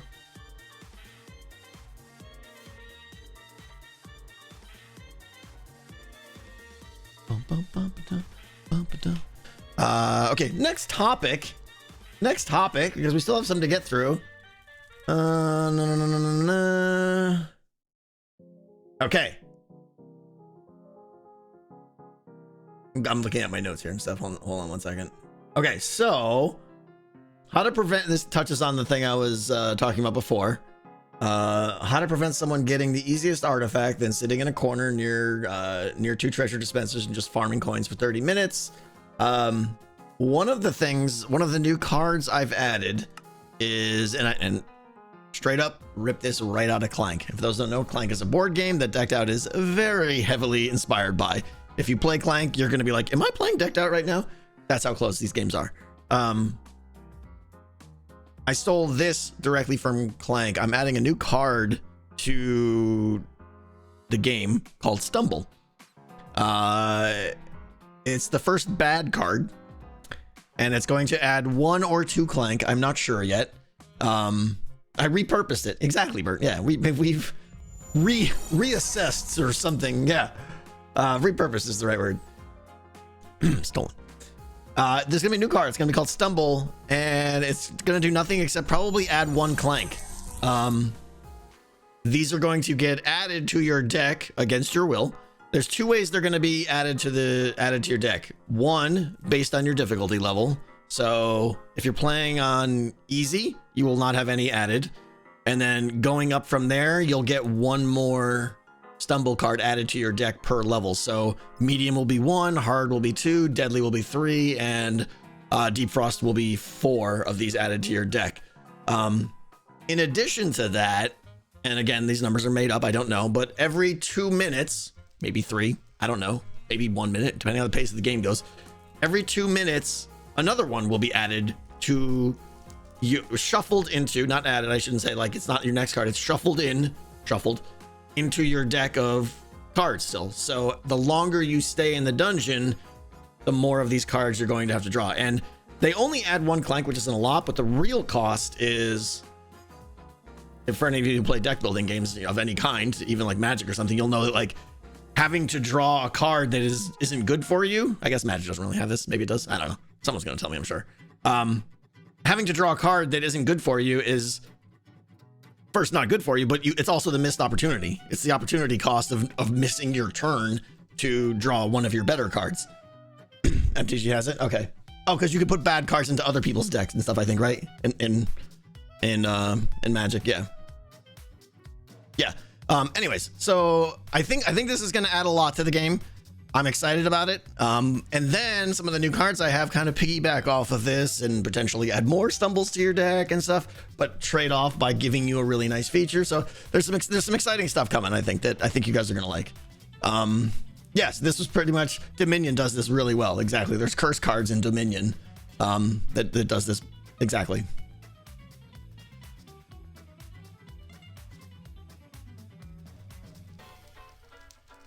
How often do I check my emails? Every day. If I don't respond, it's probably because I'm not going to. Sorry. Grifter! How you doing, Grifter? Good to see you. It's like, I mean, most deck building games have bad cards. Almost all. I'm trying to think of one that doesn't. So it's a very natural fit to have them in Decked Out as well. I was reluctant to do it before because I wasn't sure how I was going to pull it off, honestly. But now that I know how the whole deck flow works and everything, it's fine. The only difficult thing is after they're played, I have to not put them back in their deck and I have to divert them and sort them out and then re-loop them back up into the Stumble card holder. But that's all fine. Putting cards in an opponent's deck isn't a thing, isn't it? Okay, I don't know, noises. Whatever. We don't need a Magic debate. Other cards. Other games do it. Most games do it. Okay. Where were we? So anyways, yeah, new card Stumble. I'm really excited about it. I think it's gonna add a lot, and there's new opportunities are gonna still be coming up that I haven't even thought of yet for that. All right, that was number 15. Number 16 is 19. 19 is right there, I believe.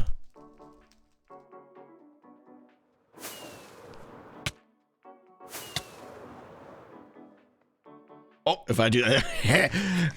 I almost hit the rocket there, and it would have been a short trip. Hang on. Need some pork chop power here.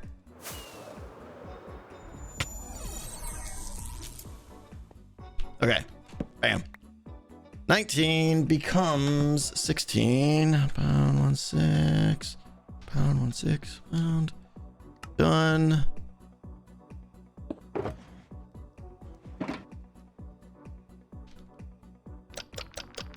It's so close. I know, right? Dr. Prometheus, thank you. 5 gift subs. Thank you so much. We talk about the crafting system. We're getting there. We're getting there.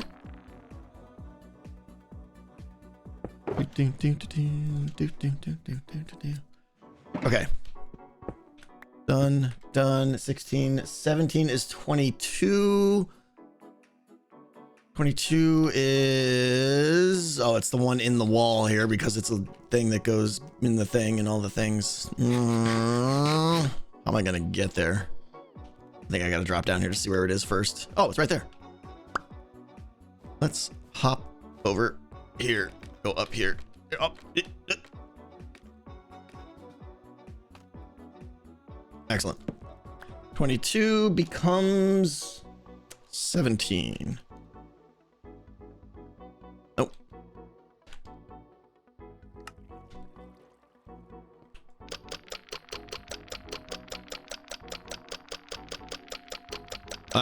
Yeah, Tank previously talked about a delve system. The delve system is gone. Delve means nothing in this game now. Excited for editable signs? I think it's interesting. I'm probably more excited about the hanging signs than I am about editing signs. I mean, let's face it, editing signs is like nice, but all it does is save you a few seconds.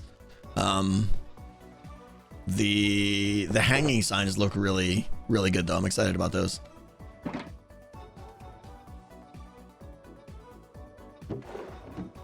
Double-sided signs. A little bit excited about that, yeah. I'm trying to think of when I would care about... There's never been a point where I was like, I wish this could be a double-sided sign. Maybe there has been and I'm forgetting, but... It just doesn't feel like something that... I don't know. Maybe once it's there, I'll use it more.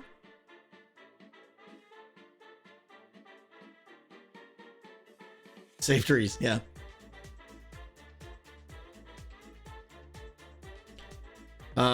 Hey, Tank, I was wondering how you wired randomized treasure activation. I talked about it in one of the streams or videos.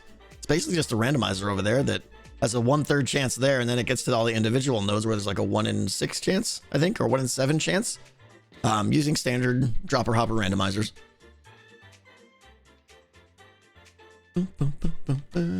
Okay, 17. Let's wrap this up. Number 27. 27. Okay, we're in the crypt now.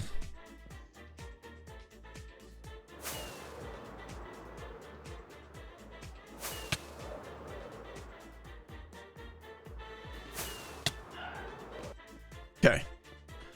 I always do this. I always come inside here and then I'm just like, meh. I think this one is right here. Boink. Oh, and I lost my stone. All right, backup stone. Okay. I will do that. I will do this. I will do that before the rage starts. We will do that. Okay.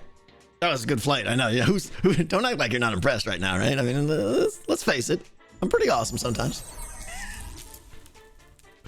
All right, 27 becomes 18.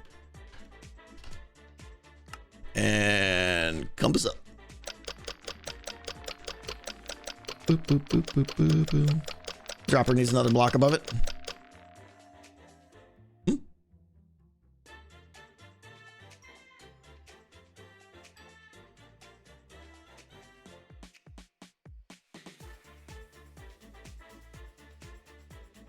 Oh.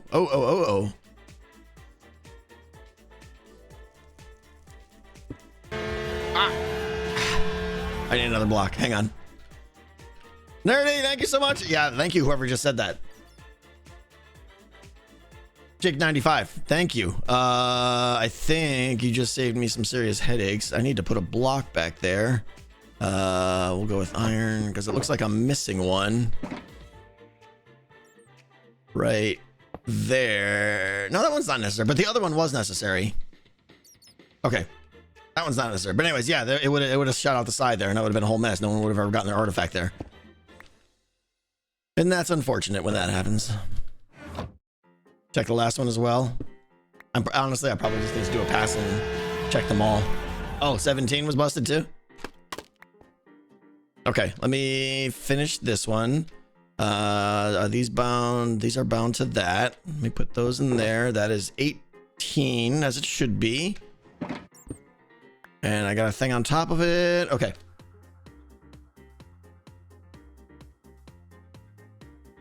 There's a block missing in the first module of the card processor. I've had people, we'll go look at that. We'll go look at that, because I think people have been sending me tweets about that and stuff too. Does that say 60, 34? Not see, that was, what? Huh? What? Ah, ooh. What? I got interrupted. Thank you. Thank you, thank you, thank you.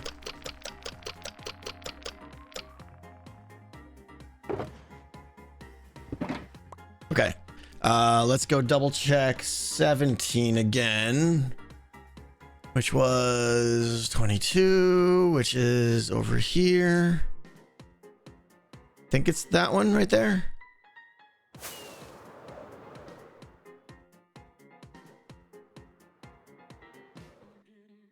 No, that one's 29. That one's coming up still. Block missing. A dead knight. I think if a block's missing, it's not about being powered. It's about ejecting the block out of the dropper. It has to have the 4 blocks around the block it's putting into, so that it doesn't squirt out the side. Is that what's happening? Yeah. What Jet No Pilot just said. You're talking about the card module. Oh, okay. Yeah, that one I was a little bit more like it doesn't really matter.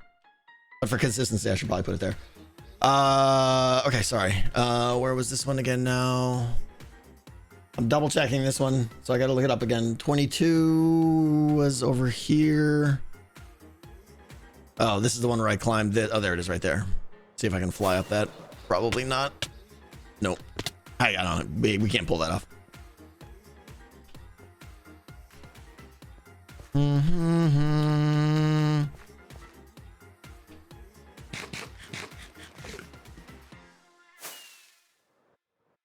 Boom. Okay, 17, block. That one's totally fine. I missed your donation. Probably me being, oh, there it is. Gear, thank you for 1085. Sorry I missed that. I'm horrible today. Nerdy, I missed yours too. I mean, I kind of said it. Gear, how much thought about cake dispenser idea for last week? First of all, anything with cake and food is just too much work, I think. Can cake be dispensed from a dispenser? Is that a thing? Oh, above the cart. Thank you.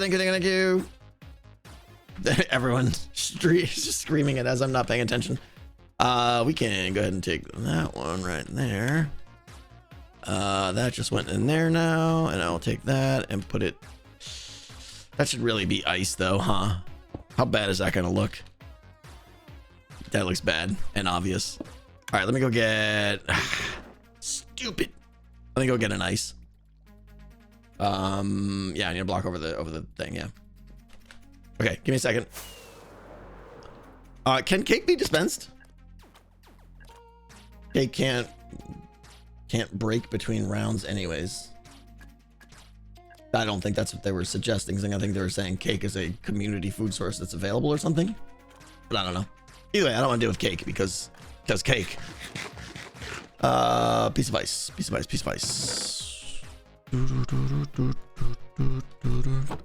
More rockets.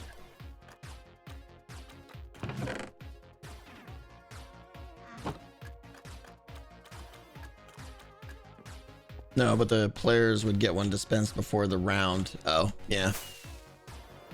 There's much better solutions than cake, I think. Oh, look at me. Over here, up, and over here, and ice. Okay, perfect. Everything's perfect. We did 18, right? Sounded like Tigger. It was kind of supposed to, yeah. Barrel, yeah, whatever. Doesn't really matter. Next topic. Oh, this isn't really, this is just like a thought. One of the things as players are playing this game, one of the challenges we'll say that they're going to have is getting the right amount of cards in their deck based on how deep into the dungeon they want to go. Right? Because it's bad to run out of cards, because you're just as soon as you run out of cards, that's just massive benefit that you're missing. Right? All these clank blockers and treasure and ember of cards that you could have had in your deck that you're missing out on now. But if you have way too many cards, then your deck is arguably diluted, and you should be taking out some of the ones that aren't as strong. So it's a good balance, and that's fantastic. Yeah, that's a good part of the game, and I'm excited about that. What I was thinking of adding is cool. I'm bleeding.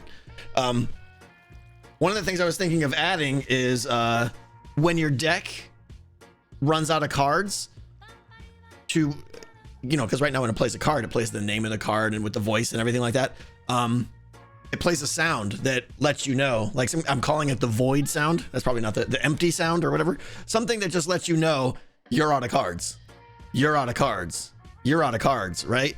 And it would still go off every 30 seconds. So you could argue that that's a little annoying, but I think that's good for them when the game is over to evaluate after the run is over and go, wait a minute, I got a lot of those sounds. I really need to add more cards. I'm really short on cards, which might tell them, okay, maybe I'm trying to buy too many expensive cards when I should really be buying some more mid-tier cards right now to fill out my deck first and stuff like that. So I think a default sound, a default card empty sound or deck empty sound is really going to help. And I want to add that in. Just a random thought. You need to construct additional cards. Yeah.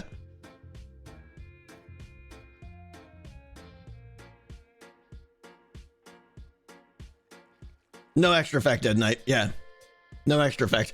I did toy with the idea of like starting to add Clank or Hazard, but that's just too severe, because I think there might be cases where someone, especially in the early to mid levels, where they're starting to fill out their deck, there's going to be a lot of cases where they simply just don't have enough cards, or they're gonna try to play a difficulty level that might be in a little bit over their head, and maybe they could pull it off skill wise, but they don't have enough cards to last that long.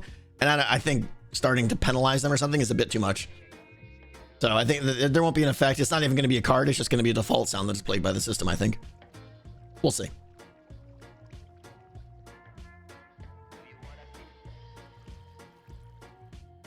Why not just be that no more cards are read out? Because I think that's not as obvious.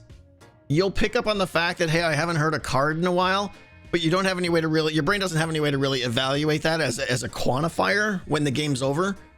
You don't know, did I miss 3 cards or did I miss 13 cards, right? I think having a sound go off will start to really let you know how short your deck really is. So I think it's good.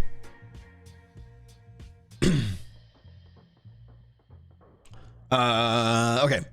17, we did 18, right? Let me just double check here. Yeah, 18's done. 19 is 14. 14 is in the crypt.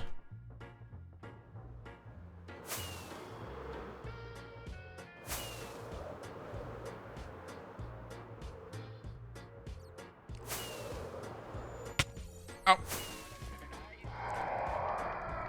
14 is...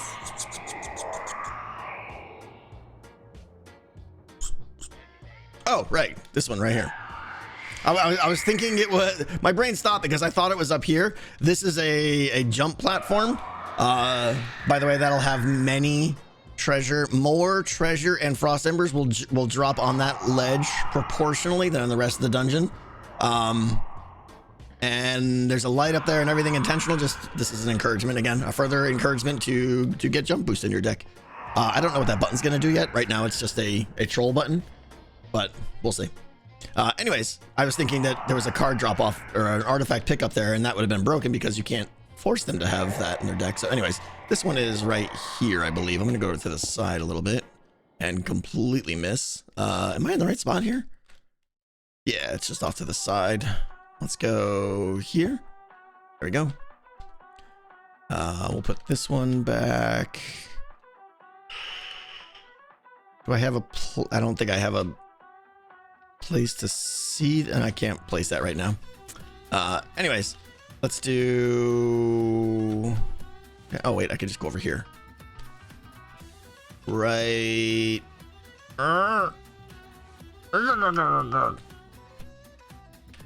We'll get that in a second. All right. 14 becomes 19. Pound, 1, 9 pound. Go. Compasses, go. Button kills the player. Yeah, that makes sense.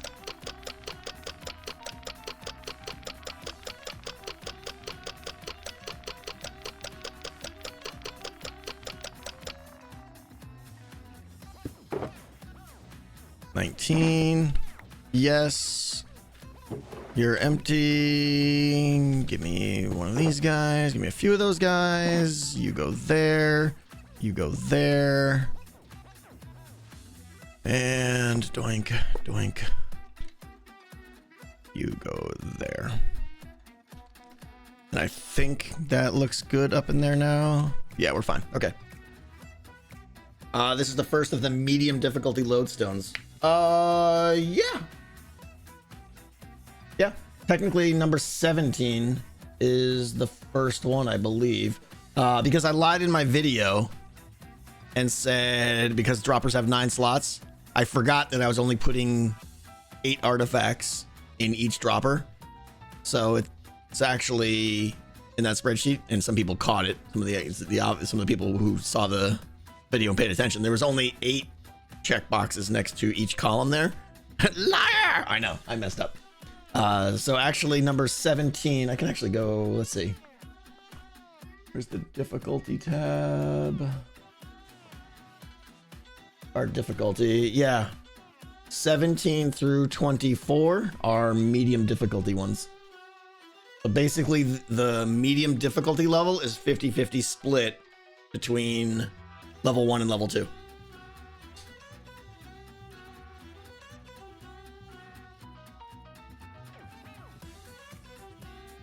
Someone asked if you could fill the barrel and minecart slots with compasses to prevent cheating.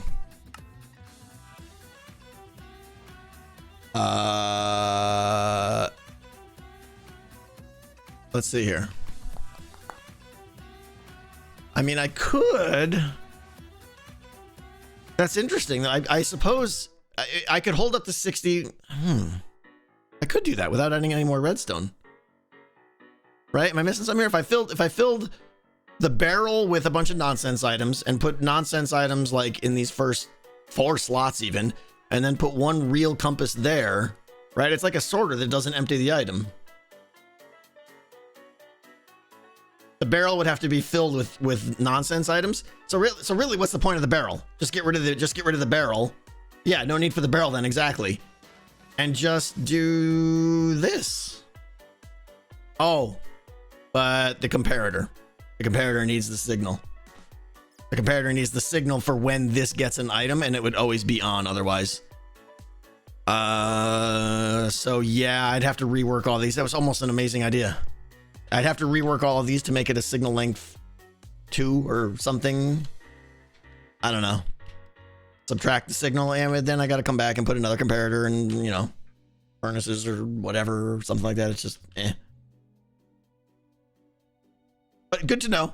I'll keep that in the back of my head. If it turns out cheating is a problem, I have a fix now without too much work. Hopefully. No.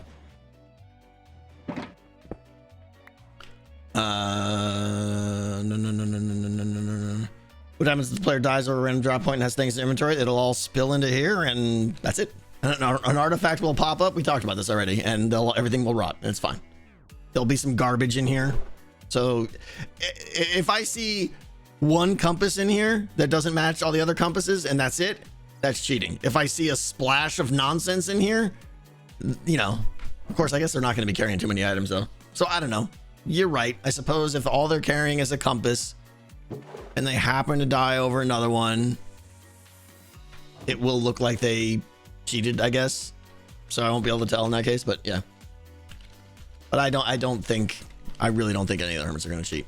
All right, did I do this one? 19 is done. We named the sign. We got a thing. Okay, we're on number 20 now. Let me go back to the lodestones here. 5 more to go. Number 15 is right.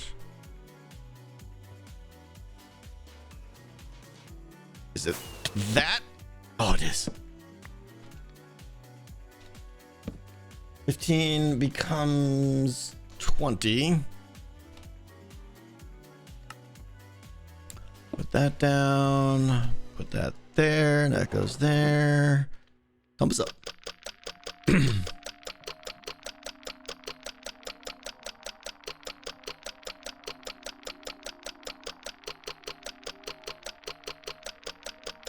Yeah, they won't cheat intentionally. I don't think so.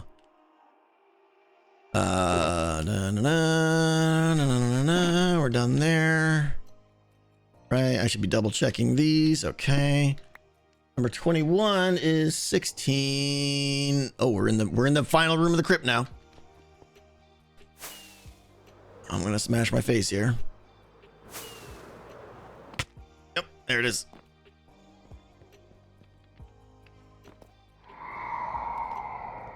Don't cheat, please. It's the best redstone. Pretty much. Okay. We're on 21, right? This one is right over here.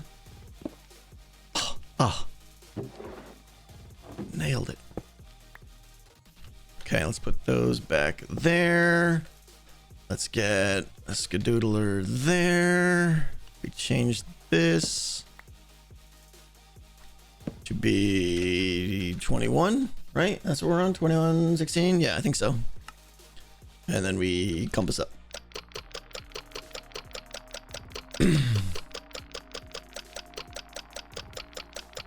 Oh, big M3s. Thank you. Thank you so much. Yeah, sadly, the Create series had to be put on hold because I've got this beast of a project. But yeah, I absolutely love the Create series, and we will definitely be back to that. Count on it. Okay, 18, 19, 20, 21. Yep, good. Anybody in there? Nope, we're good. Any risk of bats pushing those minecarts off? I don't think bats can push minecarts, but that thing.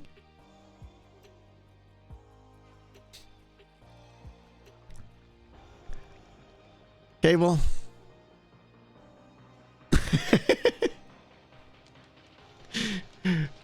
I had to read the name there because I was like, really? Again? And then it's just Cable being a troll. That was 21, 16, or 17, which is across the room.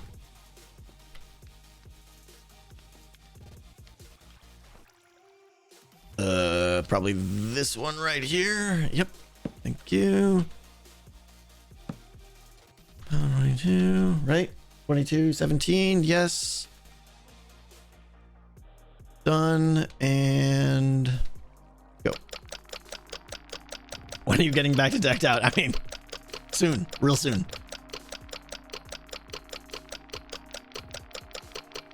Will there be a decked out 2 world download? Yes, when there is a Hermitcraft download. I highly doubt we will have a separate world download for decked out. No. 22, done, right? I felt like I just spaced out on that one. Brain was on autopilot there. I think we're good, right? All right, that's 22. 23 is 28 now. Oh, now we're into the back room. Right here, actually. Let's see here.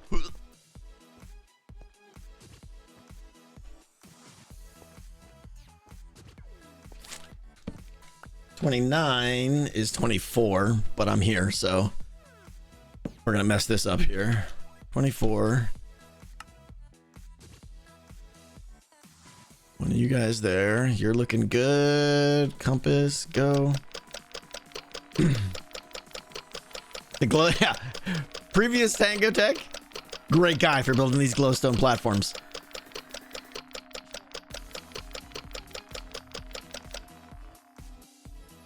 Okay, now this is gonna go there because it's 24. You guys thought I was gonna mess that part up, didn't you? Okay, I probably still did.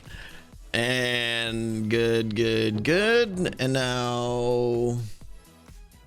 Zing, you just had it all typed out. You were like ready to hit that button, weren't you? I can feel it. 28 is the last one, which is right there.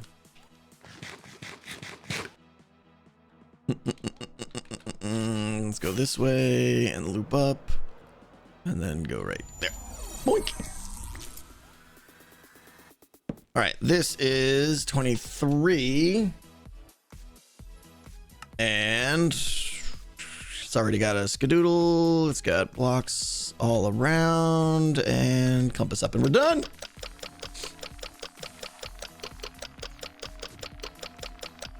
Are you still planning on having around 80 lodestones? Yeah.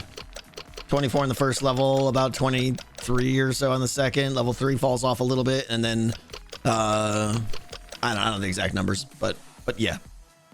Still planning for 80 overall. Boop. 23 and done. There we go. Level 1 of Decked Out has all the artifacts. Scratch that. Level 1 of Decked Out has all the lodestones mapped and ready to go. Now we got to go upstairs and drop these in the skadoodler thing in the difficulty system that we added, if I'm remembering correctly.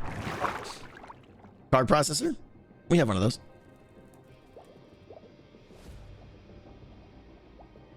Name them first. Listen, sometimes my elevator breaks and I just wanted to make sure it still works. Elevator works fine. We can move on to naming the compasses now, as one does. Oh, you know what's great is I have 21 levels and meh, I gotta go to this stupid Enderman farm. Okay, I don't want to mess this up. We're only gonna take out one at a time. Hang on, we're gonna have some fun here.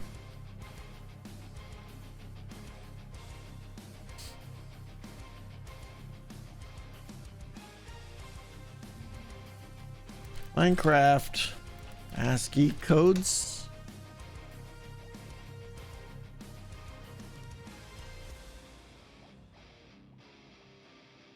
Give me a second, this might take me some time.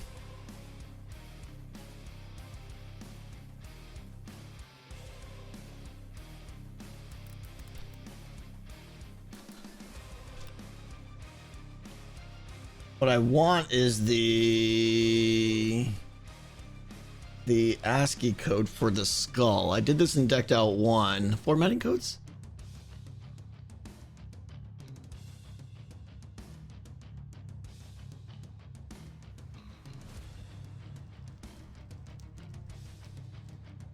Is it Unicode? That's probably what I meant to say, yeah. ASCII character set. No, that's just Wikipedia. What number was it? How do I find those numbers? Right, so let me show you what you can do here. You can oh, those aren't any of the real ones, are they? No, okay. You can put stuff in here and then you hit Alt whatever, right? Alt right? And you can start getting weird. There's a little happy face, right? Bang. 2620. You guys are amazing. How are you figuring this out? Alt 2620. 2620. No, that's less than sign. Alt 4873. Nope, that's wrong. Now you're just making up numbers.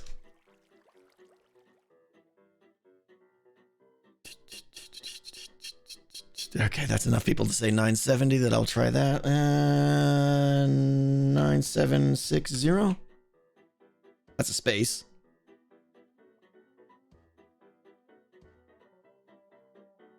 Nine seven six zero. Yeah, that one doesn't work. Oh, can I just do that? Can I just paste that? Oh, maybe that's how I did it. I think I just pasted it in. Yeah. Bam! Thank you, Crazy. Thank you. Okay. There. I don't need to. I don't even need to know the right answer. No, I just do that instead. All right. So here, now we're gonna go. And the reason I'm doing this is 1, because it's cool. 2, again, I trust the hermits. But let's face it, 99% of the hermits have no idea how to get this code. And that prevents them from, that makes them authentic now. They cannot be cheated. Level 1 artifact. In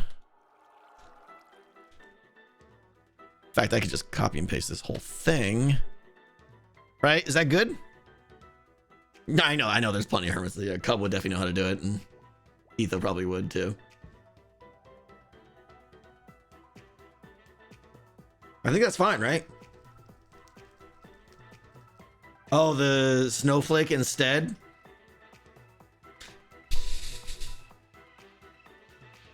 I see the argument for the snowflake, right? Because it is frozen, but the skull looks cooler. No, I appreciate the snowflake. I'm gonna go with skull. All right, so this goes back there.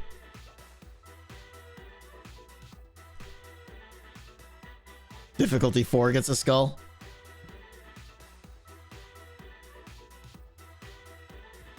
Both the skull and the snowflake.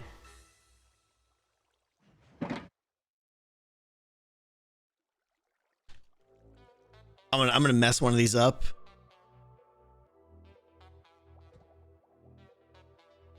Oh, paste the snowflake again. You're saying that the skull is cooler than the snowflake? Yes, I am. I see what you did there.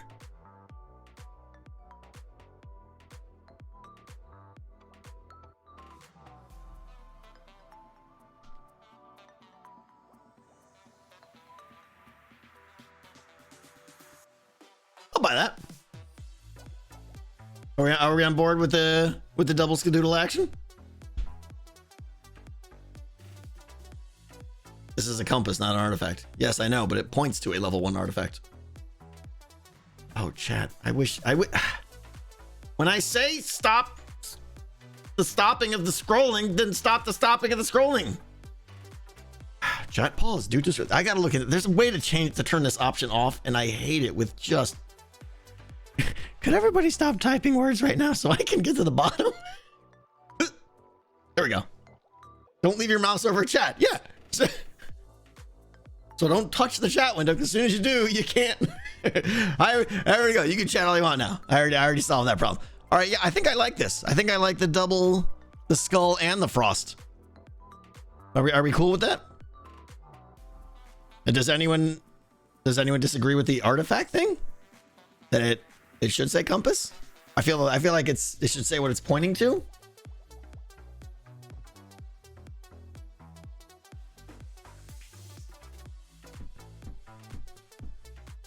Looks like an asterisk. It does.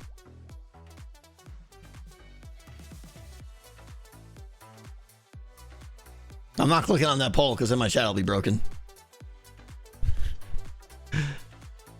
Let me see. I'll click on it. Skull. Oh, that's that one. Both is winning. Both? Yes, both is good. Okay.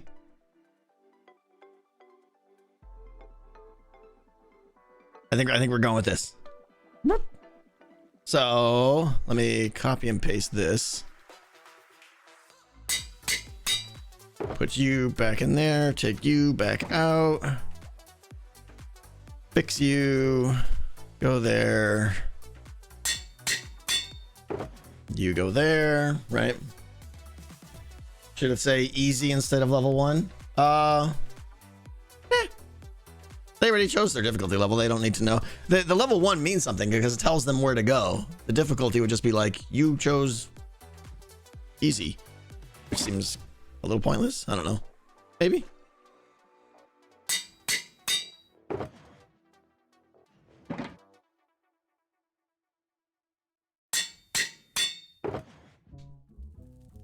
I know you do, Lomax. That's the other thing too, is should I be using this is the thing I don't know about, all the color formatting stuff. Does anyone know how to do this format? What's the command? Because if I could make these like frosty color, like a lore, There's a command, right? I don't think it's trigger. Oh, trigger format name. Oh, yeah. All right, let's experiment. Let's experiment with these. Trigger format name set Bob set add. No help. Well, that's cool right there. Hold on. Ah, I'm breaking chat again. Let's see what that looks like. Put that there. Ah, it doesn't work. Omega, good try.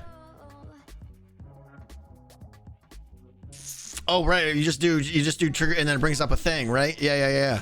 Boom. Okay. I feel like this is a thing I should be partaking in. All right, this is number 1. Let's do that.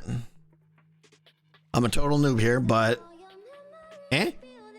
oh, color. We have color.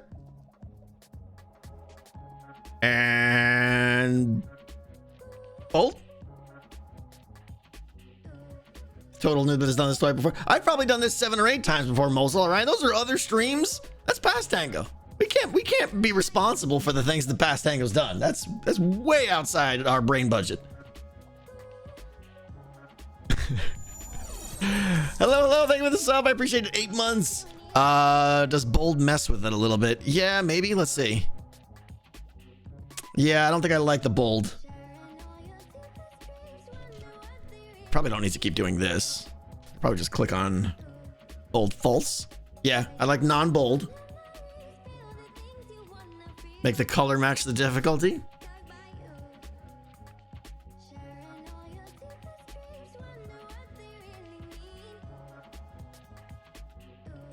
I like that. Yeah. The level or the difficulty?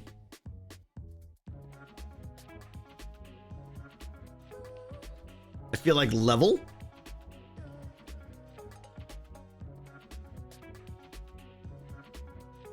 Difficulty. I guess level will be redundant to the name because we already have it in the name. Yeah. Okay.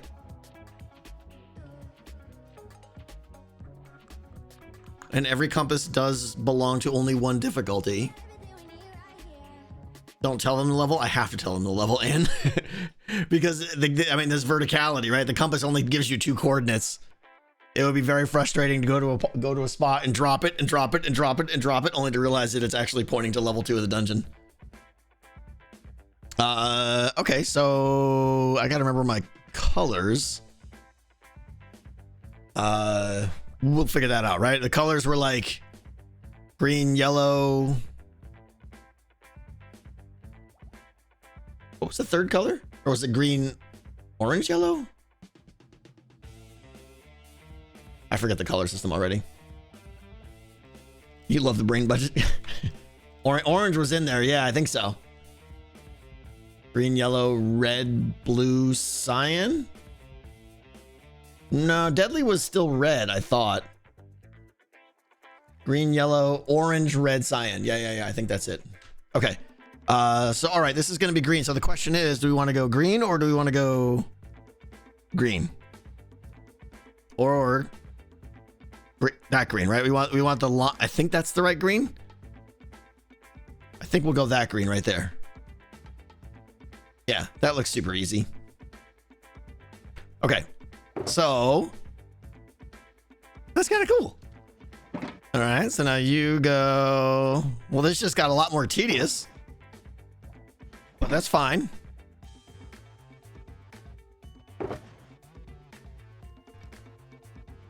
And I got to do this up to 16.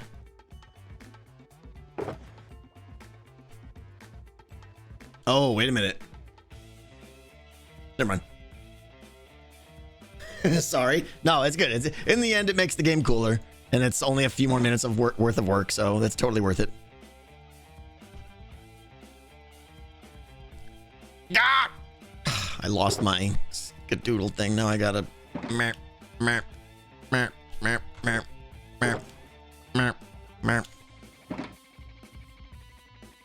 Okay. You come out of there, and then you get greenified, and then you go in the box. You come out. You go there. Greenified. There. Back in the box. All right.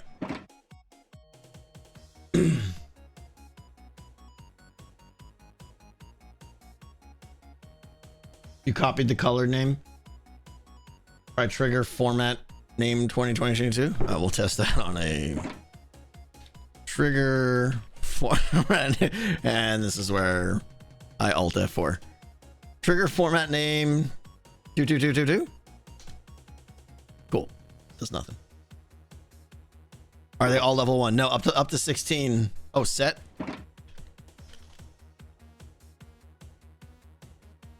Oh, requires a named item. All right, well, let's name this one.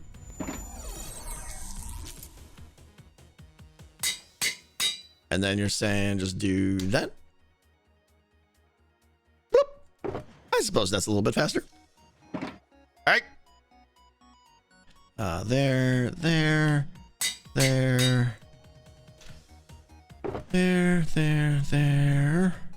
Gonna run out of XP.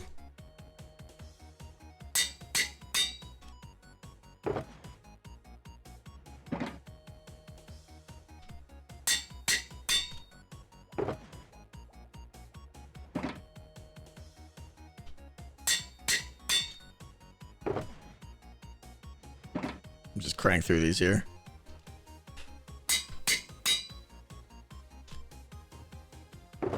Hey, Chikara, how you doing? All right, 9, 10, 11, 12, 13.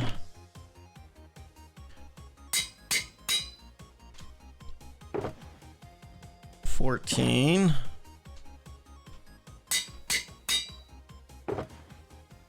15. And we're gonna break.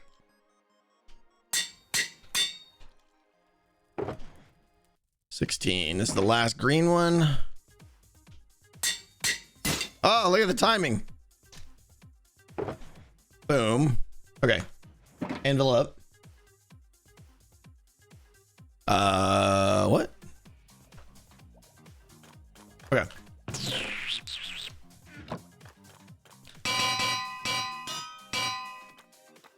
Problem solved. You can go there. Okay.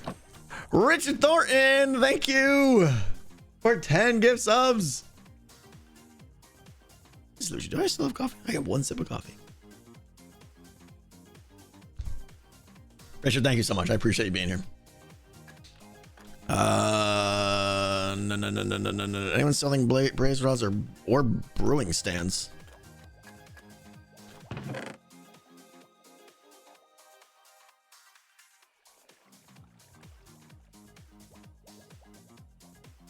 Are those different?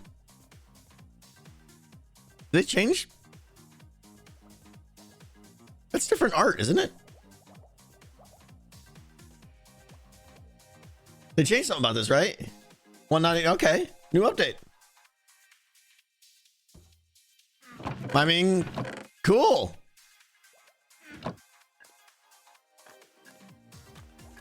No enchant glint. They take the enchant glint off. Good. That makes sense because they're not enchanted.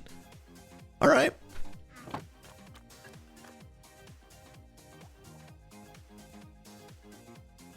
Boom, boom, boom, boom, boom, boom, boom. Oh, Papa K sells them.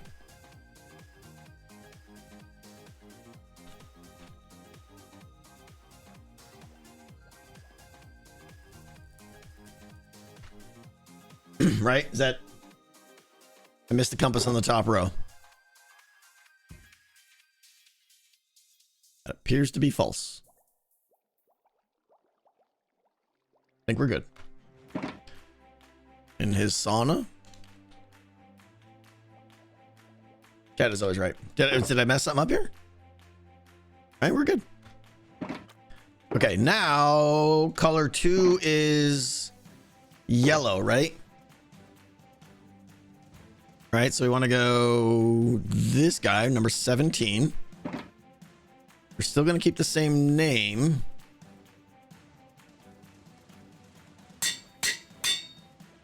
But it gets a new color. Someone's going to have to... Oh, because the code's going to be right there once I click it. All right, what orange? No, yellow first, right? Yellow? Yellow. Boom. And 204. Level 1 artifact. Boom. Boom, boom, boom. Boom. Trigger 204. Excellent. Right? Am I doing this right? You want to do a different yellow? More of a bright yellow?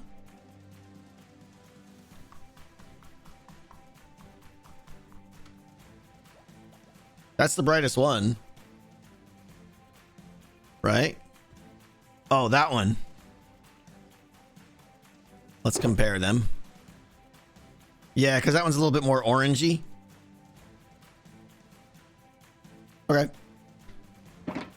What number is that? 221. You like that better? The new one is good? Excellent. All right. I think I'm just about out of XP, which makes me super happy.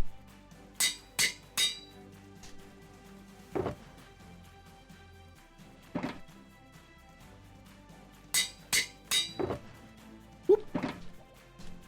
All right, we've got to go to the Endy farm, sadly.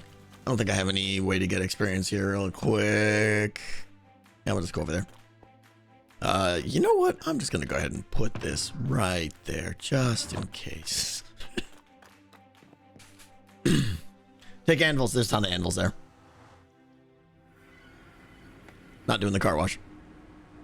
Oh, that frames.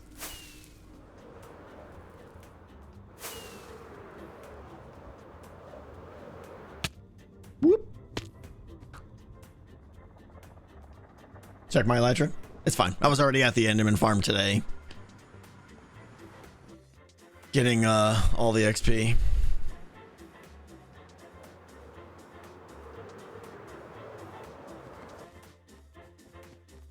Yeah, it did get a little bit laggy there.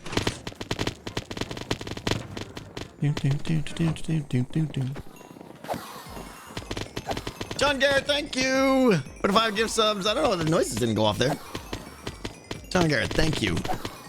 Hope you're having a good day. Thank you for the gift subs.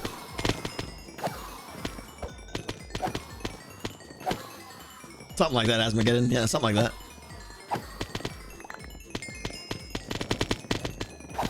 Something tells me I'm gonna need a little bit more XP, so. What's for dinner tonight, Tellerine? I don't know. We had burgers last night, and there was some amazing spices in it that just totally kicked it up a notch. Thank you, Tellerine.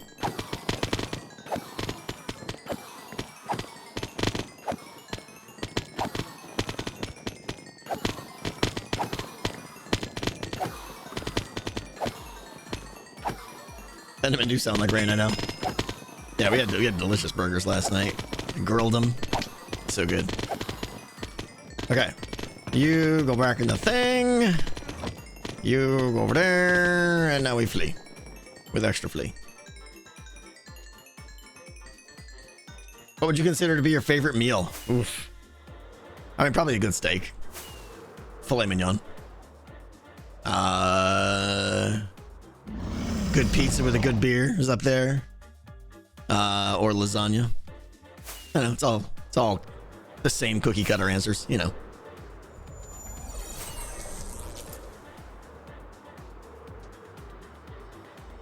A $400 steak. Yikes.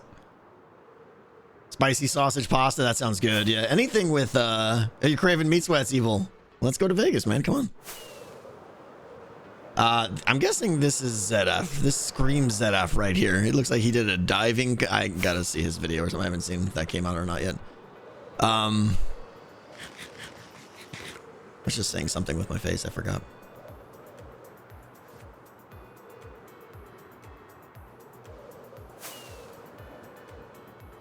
What is that? Oh, no, no, no, no. Stupid. Fat clouds. I mean, I know clouds coming through my building here. What do you think this is? Oh, hi, poopers. Hi. All right, hang on. What was I doing now? We're going in here, right? Yeah. You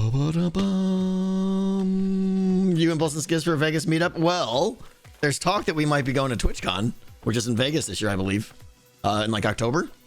So, that'd be pretty amazing. Louise Yvonne, thank you for the piece of pie. This is a test honk. Did you know PayPal sends actual your account has issues? Click here. Oh, wow. That sounds, yeah, I don't want any part of that. Yeah, no. That's all. Don't want any part of that. The lads on tour.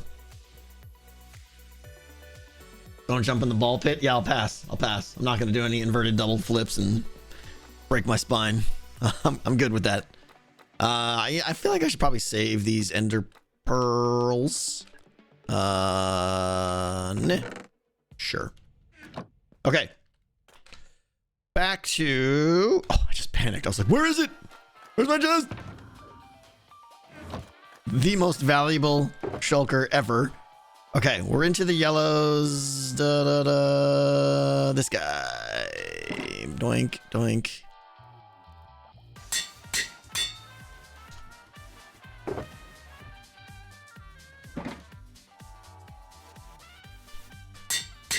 Ding, ding, ding, ding, ding, ding, ding.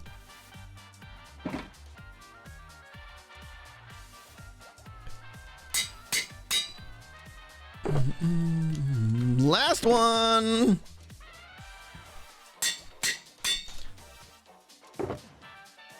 Abba. Okay. Cliff 44. Ouch.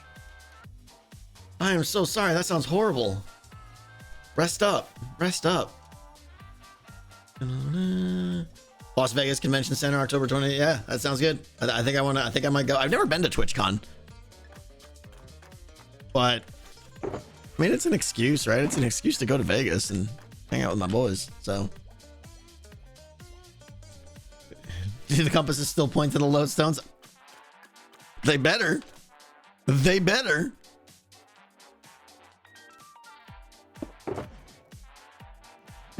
Yes, they do. Okay.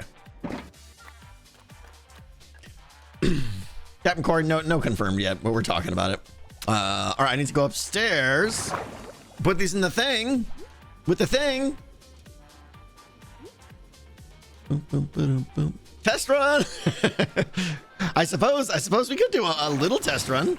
I mean, it's not going to do a lot of the things that we wanted to do, but it's going to do some of the things.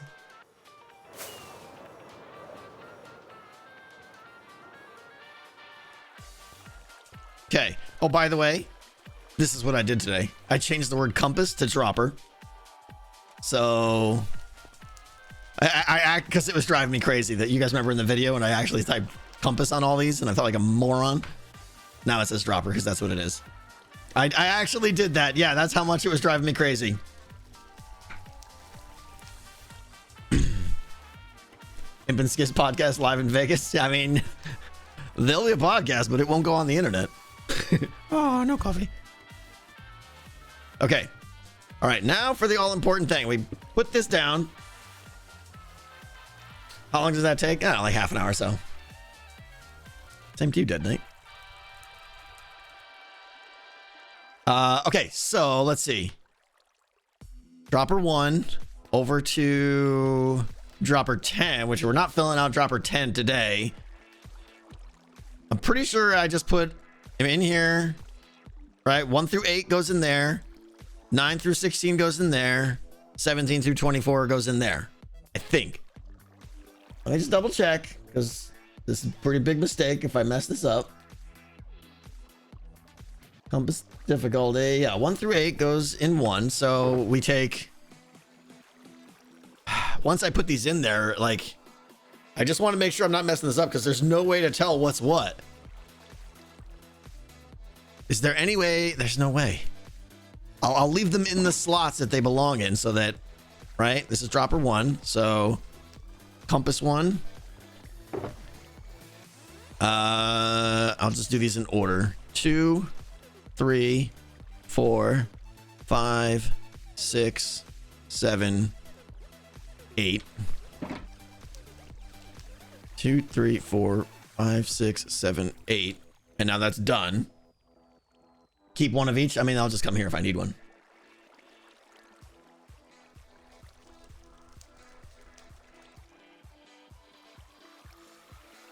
You should put the names and commands for the compasses. Oh, yeah. Let me at least just do a control V here. Yeah, that's a good idea. So now I have those symbols there. Thank you. The trigger format thing I see was just in the chat, so I just got to click the color once. That's fine. Good call on saving that paste though. What's up, Rosemary? How you doing? Okay, so that one's there. So now we got to go 9, 10, 11, 12, 13, 14, 15, 16. They go in dropper 2. 1, 2, 3, 4, 5, 6, 7, 8. And then 17, 18, 19, 20, 21, 22, 23, 24. These all go in dropper 3. Boom, boom, boom, boom, boom, boom, boom, boom. Done. You can now play easy and half a medium. You can always win V to go back to copy and paste. Oh yeah, I didn't know that existed. I mean, I've read about that, but I never used it. Okay. Are we gonna do our first run here? Let's I mean, this is not gonna work, but all right, there's my first card. It's amazing. This is my shulker deck. Let's how do I get out of here?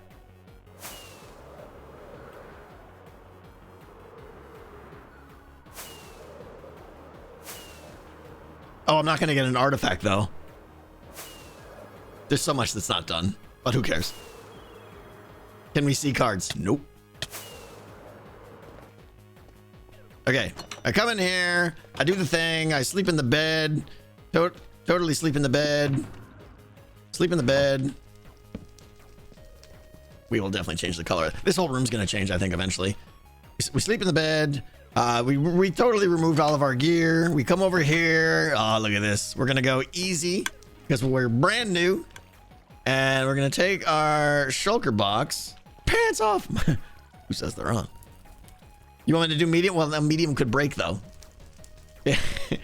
Medium could break because we don't. There's a 50-50 chance we won't get a compass. Easy's the only one that's guaranteed to give us a compass. Do what works, yeah. Okay, so is this gonna break something with not having a card in there? No, it should just get shuffled in. All right, let's see what happens. Okay, we get in here, we ride.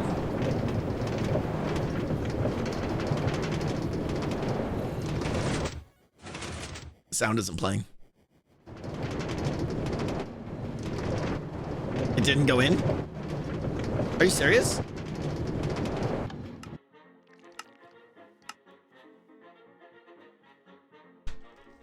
Why are sounds not working? Is this the update? Oh, now it plays.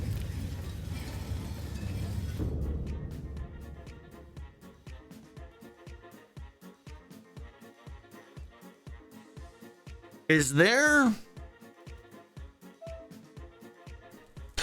Did you hear that? Treasure just got released in the dungeon. Dude. With the new jukebox thing, if you power a block adjacent to the... If the jukebox is already powered, does it not accept a card?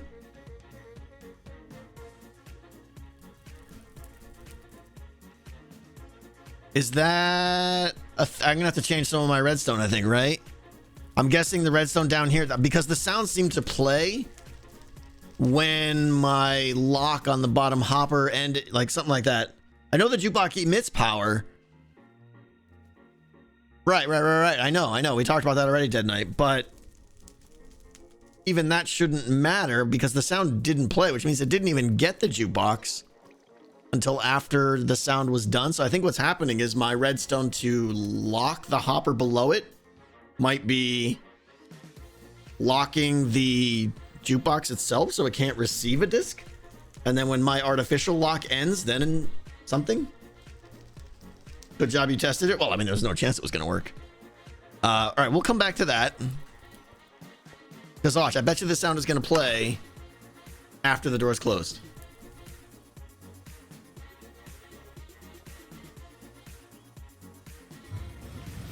A little late, but yeah. There's a shulker box up there? Yeah, sure. So the fact that the shulker box, I didn't see that because, you know, powers of observation. Did it squirted out the front or something? Did it not go into the hopper? Is what you're saying? It's just on the ground up there? That's a big problem.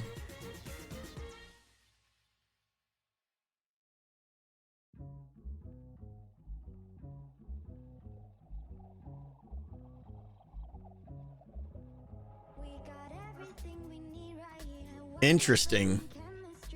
That means I gotta redesign this whole thing.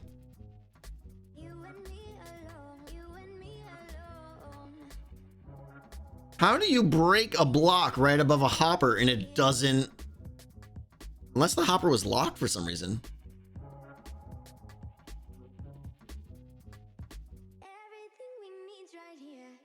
Well, I'm wondering, is this a redstone bug? Is this an existing random chance with the piston? Or is this something with the update that just changed?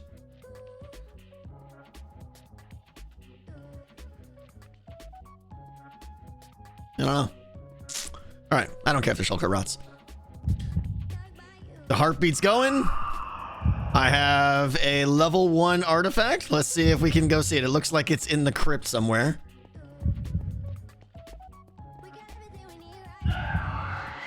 Making all the clank. Oh, the hazard's already kicked. I think I got my hazard turned way up too high. Boop. Did you hear the toot? For those that missed the last stream, that toot means treasure was just dropped. There goes. Ding. That's our artificial system we have in though.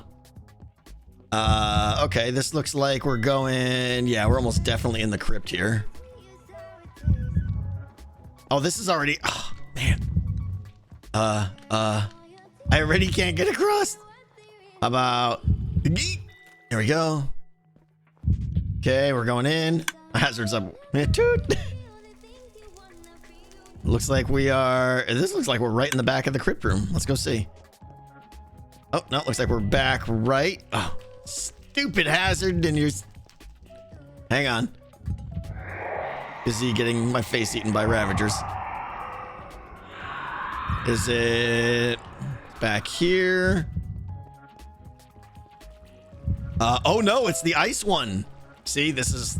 And the door's closed. All right, it's in the room right back there, which means I gotta go all the way back around. Denied. Yeah, pretty much.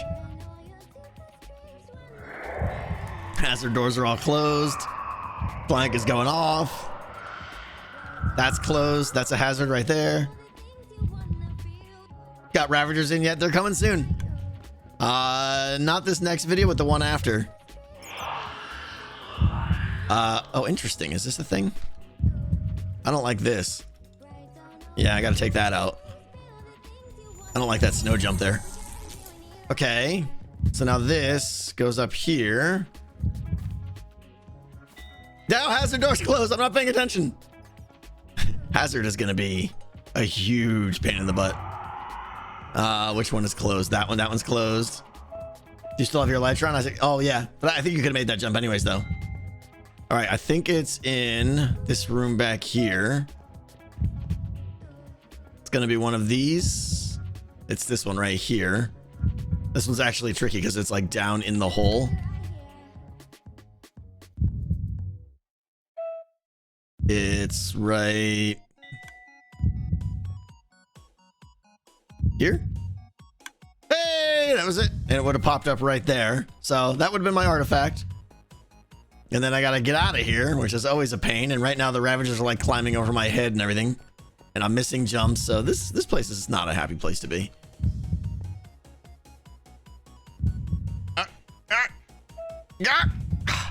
Who designed this place? Yeah, this room's gonna be a death trap. Okay. All little dings happening in the background. Again, we artificially have it turned up for testing purposes, but those are all treasure and embers being released. By the way, my little trap over here, I don't know if you guys remember, this ice is never melting. I gotta look into this again. I think the trigger's not working or something. I don't know if it's because it's unloaded chunks or something, but I gotta look into this again. I know it needs light. Watch the video where I made it. The light, the glowstone is supposed to be revealed.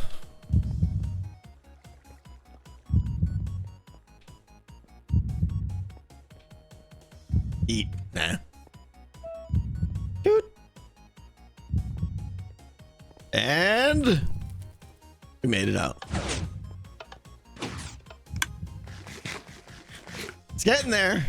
It's getting there, guys. The compass thing worked. Easy. Bring on deadly. Yeah, I don't know what my starting hunger was, but I was also sprinting the whole thing, and I don't think people are going to sprint the whole thing because you're going to be a little bit concerned about Ravagers, but who knows? Nice test run to learn a few things. Yeah, honestly, like it's all going to come together once you start getting these tests happening. That's when people are really going to, because up until now, it's just been like this crazy mix of features that, but once we get in there with the Ravagers and it's going to start to feel like a game, it's going to change everything, I think. I'm excited for that. Being concerned about Ravagers is why you'd sprint. You just sprint around a corner without looking. Good luck to you. The hazard is way too high. I know, Taco. We've said that. I artificially have it inflated. It was cranked up for testing purposes. You have an easy fix for this. Use a sticky piston, pushing a top half slab that pops the shulker box into the hopper more reliably from pushing web. Okay. Yeah, I know what you're saying. So is it the full block pushing down that causes the problem? Interesting. All right, I gotta add that to my list.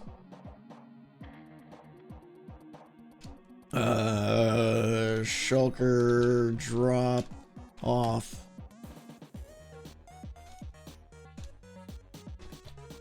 Shulker popping out.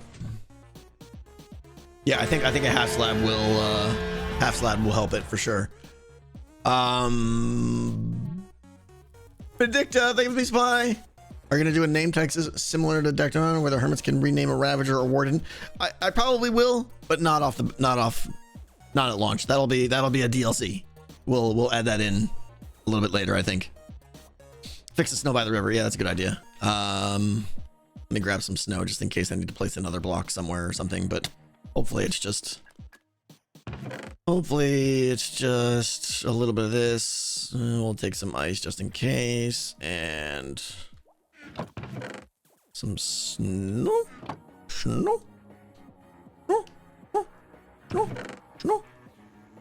we go. That should be enough. DLC. Yeah, that's what it's gonna be.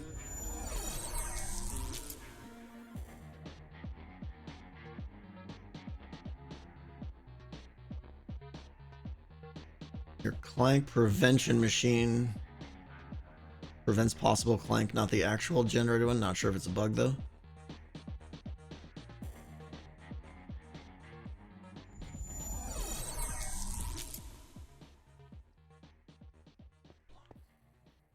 Hold on.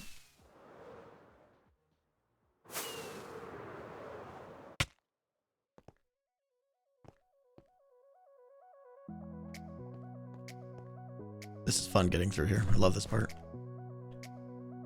All right, my clank prevention is this, which isn't even wired up yet.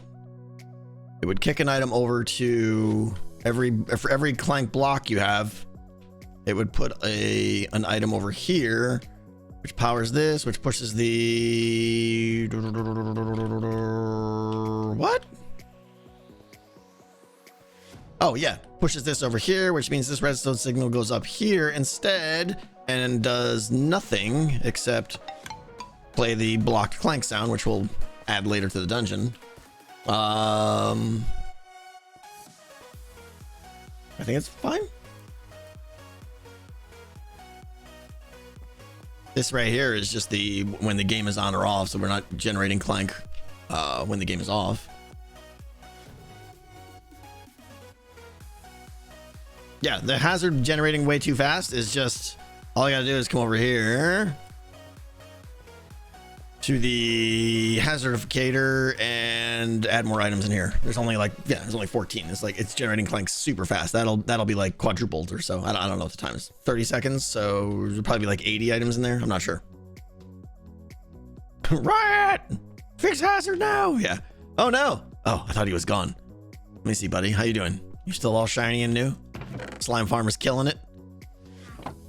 Give him a little repair. He gets a little hurt sometimes. All right, let's go fix that.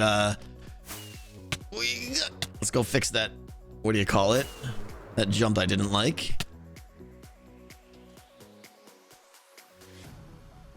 Clank isn't based on RNG, right? It's based on shriekers and cards.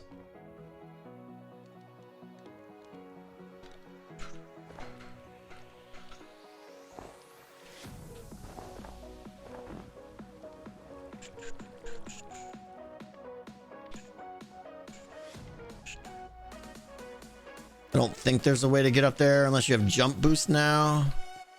All the parkour masters are going to tell me, you could do it still if you jump from 17 blocks away and flip the switch and loop me there and whatever. It's good. Someone's getting across that now. Okay. Fix the other side.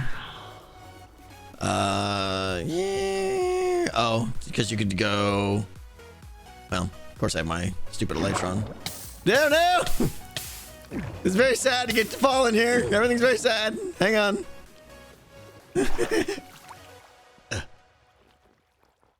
Just do a backflip, I know.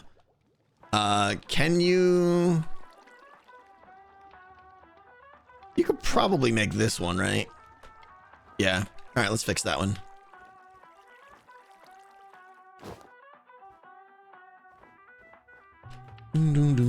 Let's go donkey donkey. And that doesn't fix it really. Sure. Doesn't look as good, but good enough. All right. Are you concerned jump boost is too overpowered? No, I'm concerned jump boost isn't powerful enough. I'm still trying to make it more appealing. I think no one is going to actually take jump boost, and they might be right. We'll see. There's a few places in the dungeon where it's really helpful, but I need more. I would like to have a crafting bench now, please. Thank you. Do I have one? I don't think I have one anywhere in here. Oh, well, we'll get to that later. Do you have a speed beacon overlay block effects? What do you mean overlay block effects? Sorry, Doc, I don't know what you mean. You don't know if people will find the alternate paths? I mean, I think Noise is the only one you're really focusing on is the one that allows you to currently bypass the lava trap. That was a little bit not that obvious, I guess. Some of them, though, like this one. Like this one is going to be, it should be fairly obvious. Someone's going to look up there and be like, how do I get up there? And they're not going to see a way. Yeah, Monte, I think that ladder is a good visual cue, yeah. Clank generation is the one I'm concerned about because the amount of shriekers going off right now is alarming, no pun intended. And unfortunately, there's no real easy way for me to go tone that down. Every shrieker has a 1 in 4 chance of being activated, in theory. But it seems like way more shriekers are going off than I want. And I know a lot of it is like once a shriek, one of the things players are gonna have to learn is when a shrieker goes off, don't hang in that area, don't stop in that area, just get past it. Because if you shriek and pause, you're gonna generate another shrieker hit as soon as you start to move again, because you're gonna allow the cooldown of that shrieker to, or the silk sensor to go to refresh, which I think is like 8 seconds, and then you're gonna, as soon as you start to go, it's gonna go again. I could do something like on these guys, and in retrospect I would have, but I'm not going to go do it now. But I could have put like another observer in there somewhere where basically when the shrieker is triggered, it toggles one of the pistons with a 1 tick and pushes it over, and essentially would make it so that if you trigger a shrieker, that shrieker then disables, you know, so a shrieker can't go off more than once per run. If I have to make a fix, that's the one I'm gonna do, but that's not fun at all.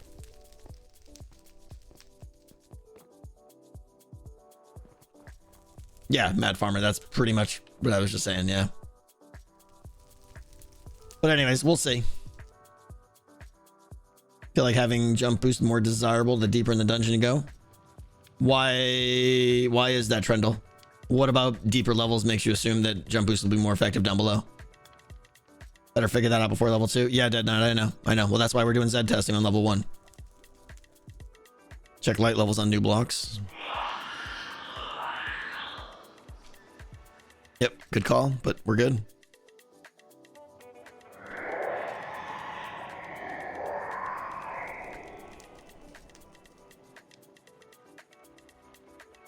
Jump boost would be more, if you could bypass the locked doors with it. The locked doors to the stairs, that would be way too powerful. No way. Then jump boost would be mandatory.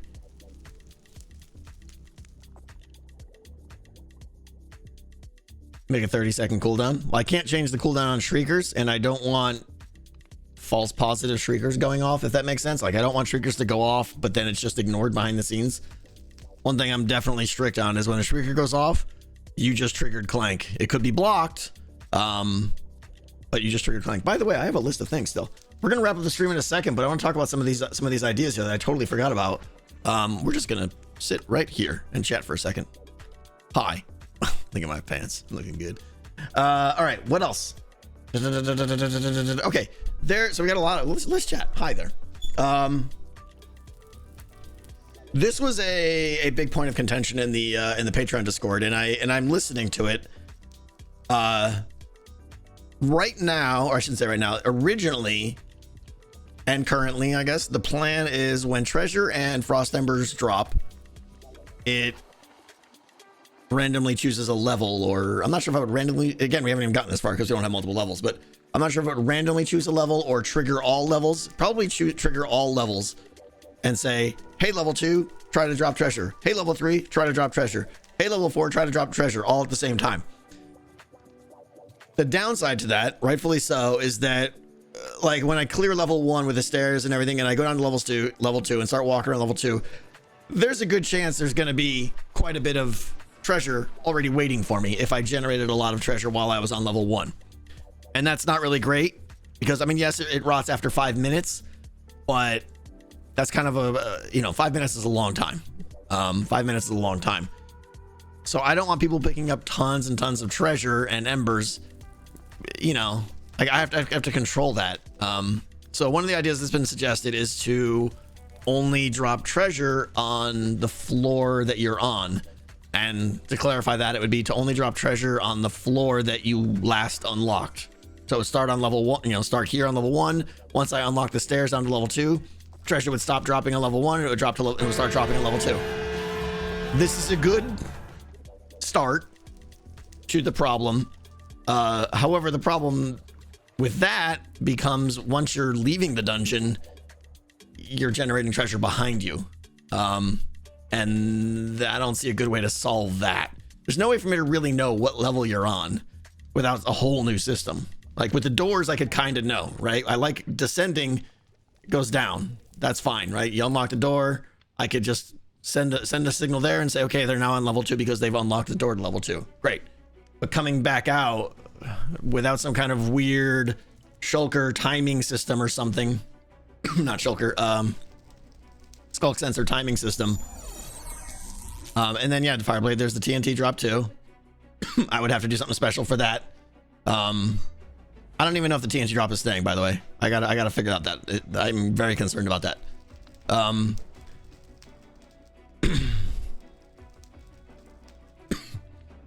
When they pick up the artifact, it unlocks treasure on all levels.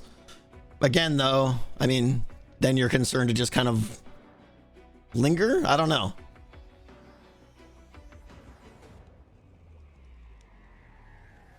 Make the doors auto close? How do you get back out then? Whichever shrieker last triggered? I mean, basically then I would have to have all my clank signals be level specific. And plus, you know, you might not generate clank too. I suppose I could track. I'd have to dedicate a line on the bus system for each clank generation per level instead of just having one global one. That starts to help, but yeah, if they're just shifting though, it never knows.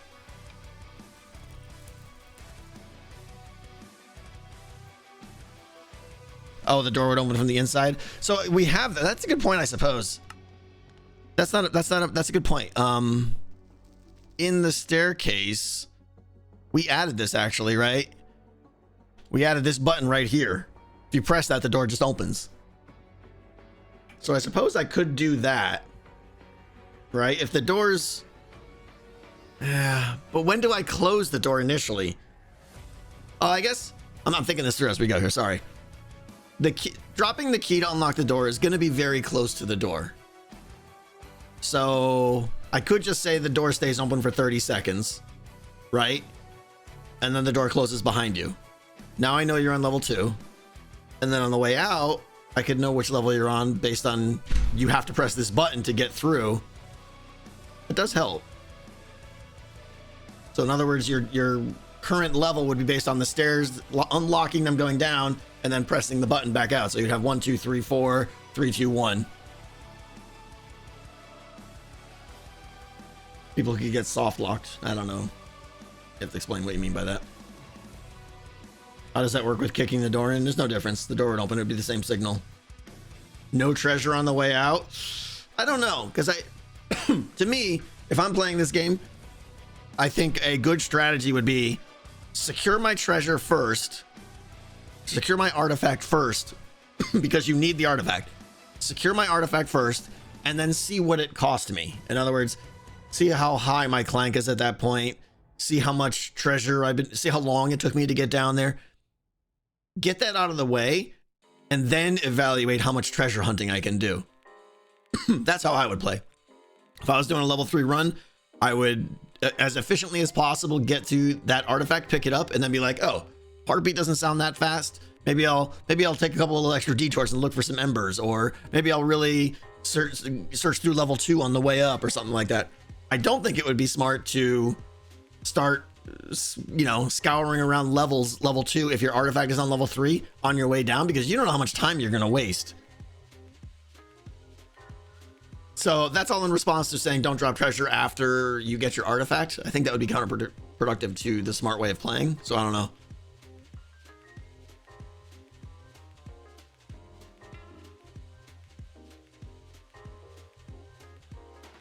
Exactly, Diddy Reese. Yeah, that's what I was just saying. This button here, essentially, I hadn't considered that. That's a good point. If the doors close automatically 30 seconds after you unlock them, I mean, you better go through the door after you unlock it. Fair enough. 30 seconds is plenty of time for you to get through the door, but not enough time for you to get your artifact and come back out. Then I'll be able to know what level you're on. Give their keys back? There's no reason to give their keys back, because they're not going to go back down through the door. They're only going to come out this way, and going out the door this way, leaving the dungeon, is free. You don't need a key.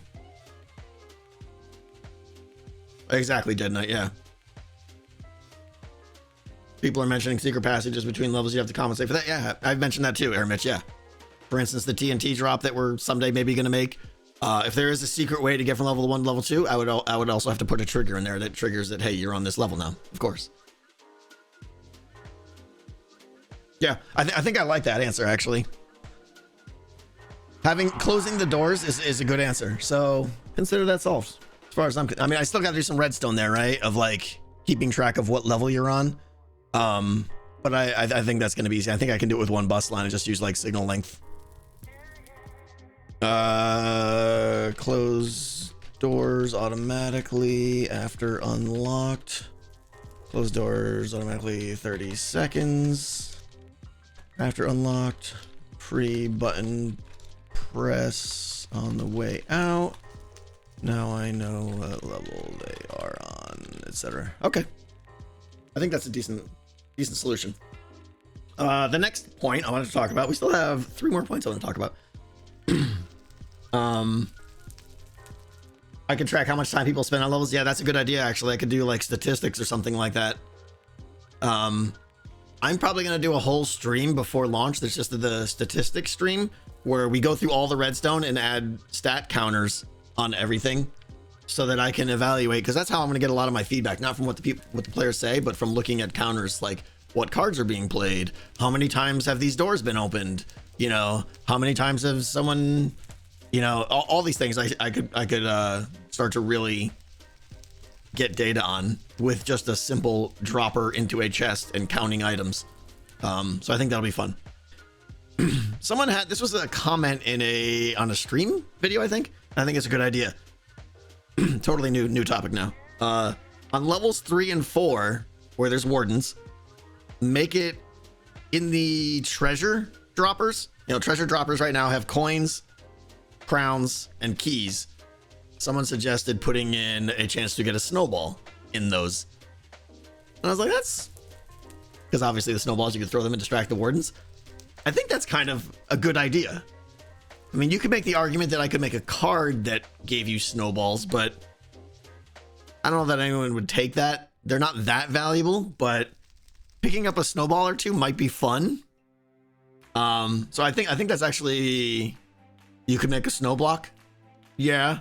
And then they could place the block. Fair enough. Yeah. You're right. You don't need a crafting bench because the snow block is only 2x2, right? Do eggs, then I'll have chickens everywhere. Come on, guys. I'll have eggs everywhere, and then the wardens will be blasting chickens all over the place. I suppose that's fine, right? I mean, the wardens would destroy them in between games. But the players could really game that and like throw eggs in the back corner, and then it's going to make all the wardens go in that direction much more than a snowball would, because they're going to attract the chickens too. Would hermits place blocks? I don't know, Dead Knight. I mean, let's just say it's a lot more tempting to make a block and jump over a jump wall than it is to throw your compass in the wrong slot. I could say don't craft blocks, yeah, which is probably what I'll say. You know, hey guys, there's a chance you can get a snowball in levels 3 and 4. Please don't craft these into blocks. Done. That's probably fine. So anyways, I like the idea of snowballs. Maybe eggs, I gotta think that through. I don't know, I gotta think of the ramifications of having chickens running around levels 3 and 4. Something about that is kind of fun. You know, because then maybe there's... One of the things I need to do is make a pass through the dungeon and add items that you can acquire in obscure ways that could then be used for crafting the legendary cards. Maybe a feather or chicken meat is one of the things you need to craft your legendary cards. That might be fun. So you gotta go down to level 3 and 4, a whole bunch of treasure, get an egg, and then get a 1 in 8 chance. Oh, but then you gotta wait for it to grow up, because baby chickens don't drop anything. That's never gonna happen. That's never gonna happen. Those wardens are gonna melt their face. Won't the chickens generate clank? No. Shriekers only go off by players.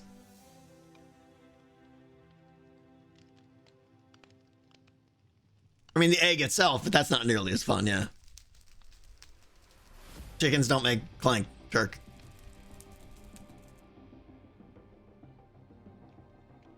But things like that, those are the kind of ingredients. Like, I want them to go I want them to see the recipe for the legendary cards and go, huh? Oh, you know, like that kind of thing. So anyways, that's snowballs. I'll think about that. Let me add a little note of possibly chicken eggs.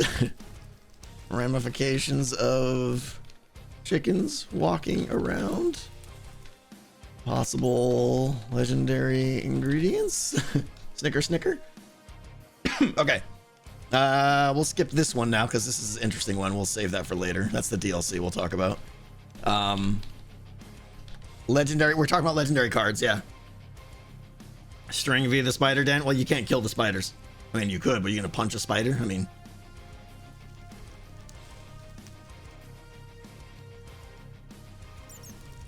Chickens could lay eggs on artifact hoppers. They could, Noodle.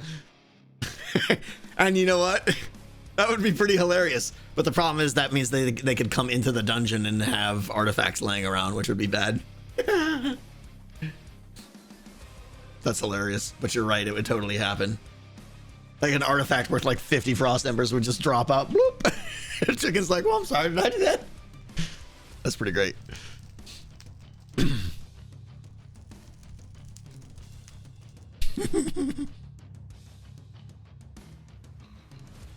Okay. So we're talking about legendary cards and ingredients and stuff like that. One of the questions and this is more of a question or than a new feature kind of thing. Should the cards be crafted in the dungeon? So again, hidden in the dungeon, and I'm not going to show everybody where these are. Hidden in the dungeon and future places in the dungeon are going to be lecterns. On the lectern will be a book. You read the book, it will give you the recipe and a little congratulations, maybe a little lore, who knows, for how to craft the legendary cards. And you're going to have to get various ingredients, you know, chicken feathers, in the dungeon to craft that legendary card. And it's still going to cost a bunch of frost embers on top of it. The question is, should I make it, and this is what gets back to, I don't know which way I'm doing this. I don't know if it's going to be done with a mod pack and using a crafting bench, because I can't do a simple data pack because you can't do a simple data pack for custom recipes because Minecraft doesn't allow you to use NBT data as output from custom recipes, which is annoying, but that's just the way it is. So, you know, if I had them, they would get a vanilla item, not the card. They would get an iron nugget. So as soon as I think he's probably talking to me now about possibly using a mod on the server to allow NBT output of data packs, in which case the crafting would just be done at a crafting bench, which is interesting. It's definitely easier. It would save me a lot of complicated redstone. If we're not going to use that mod, then yeah, I got to make a big redstone system where basically you decide what recipe you're trying to make and then throw the ingredients in and it matches it up and all that stuff. So I don't know which way this is going to go, but the big question is, should you craft the legendary card at the location where you found the hidden location where you found the lectern, or should all legendary cards be crafted in the post-game room? You know, part of spending your frost embers is you could go into the forge or whatever, right? I can make a forge room that you unlock. You have to pay 30 embers just to get into. And then in there is where you just craft all the legendaries if you have the ingredients. I'm leaning toward that. There is the argument though that sorry, voice is dying. There is the argument though that doing it at the location where you found the recipe is harder because you got to go back to that location, and it kind of contains the secrecy to the place. You know, I wouldn't reveal what the legendaries are in the forge room, but I don't know. I'm on the fence on this one. I'm probably, oh, my voice, wow. I'm probably leaning toward doing it in the secondary room and making like a forge room or something. But who knows?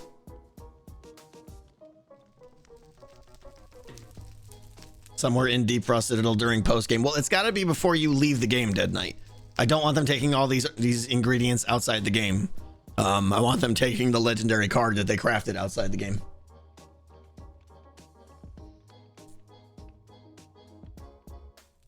On the stairs between levels 2 and 3. Sure. I mean, that would be arbitrary, but yeah. I suppose that's a third option. You're right, is I make a forge in the dungeon. That's kind of interesting, actually. I hadn't thought about that third option. Make a forge room in the dungeon that the lectern says, gather these and head to the forge. You got to go there, and it's a special room. The only reason to go there would be to craft legendary cards, but it's something that you... Secret third option always wins, yeah. That's interesting, Cash. I kind of like that. It feels more questy. A forge room on level 4 makes sense. Yeah, but there might be... I suppose if it's a legendary card, you should be at level 4. Fair enough, Mosul, yeah. The game is too complex. True story. But this is for legendary cards. This is for top tier players who have run the dungeon 30, 40 times already. It does feel cool to go into the forge in the dungeon, right? Yeah, Division. I think something like that. My general philosophy is the game should be complex, but not overwhelming. Complex once you understand the complexities, but it shouldn't confuse you. Like, you don't need to know anything about legendary cards or secret hidden recipes or any of that garbage when you first start playing the game. You're complex. Does forging time add clank? I mean, that's a good point too, right? You hit that anvil, gang, gang, right? I don't know what the sound would be, but that's cool. Plus 2 clank whenever you forge an item.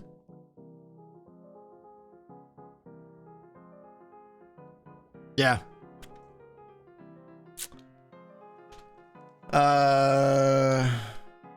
Build a forge room. Thematically, I feel like that fits on level 3 in the black mines. Maybe at the deep part of level 3 is where I might put that. It won't be hidden. It'll be like a sign. This is the forge. And I like that because the first time you go by there, you might not even know about legendary cards. You'll just be like, what's the forge? And you might even go in there and be like, what's all this redstone-y components? Not that you see the redstone, but you'll see like selectors and things, or, you know, craft your item with a sign or something, and that would definitely pique your curiosity. I think that's cool. Okay.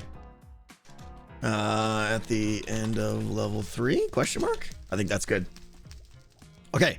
We're over stream time, but the last thing I want to talk about is an idea I came up with that I'm actually pretty excited about. I don't know if it's going to work. It's going to take some balance.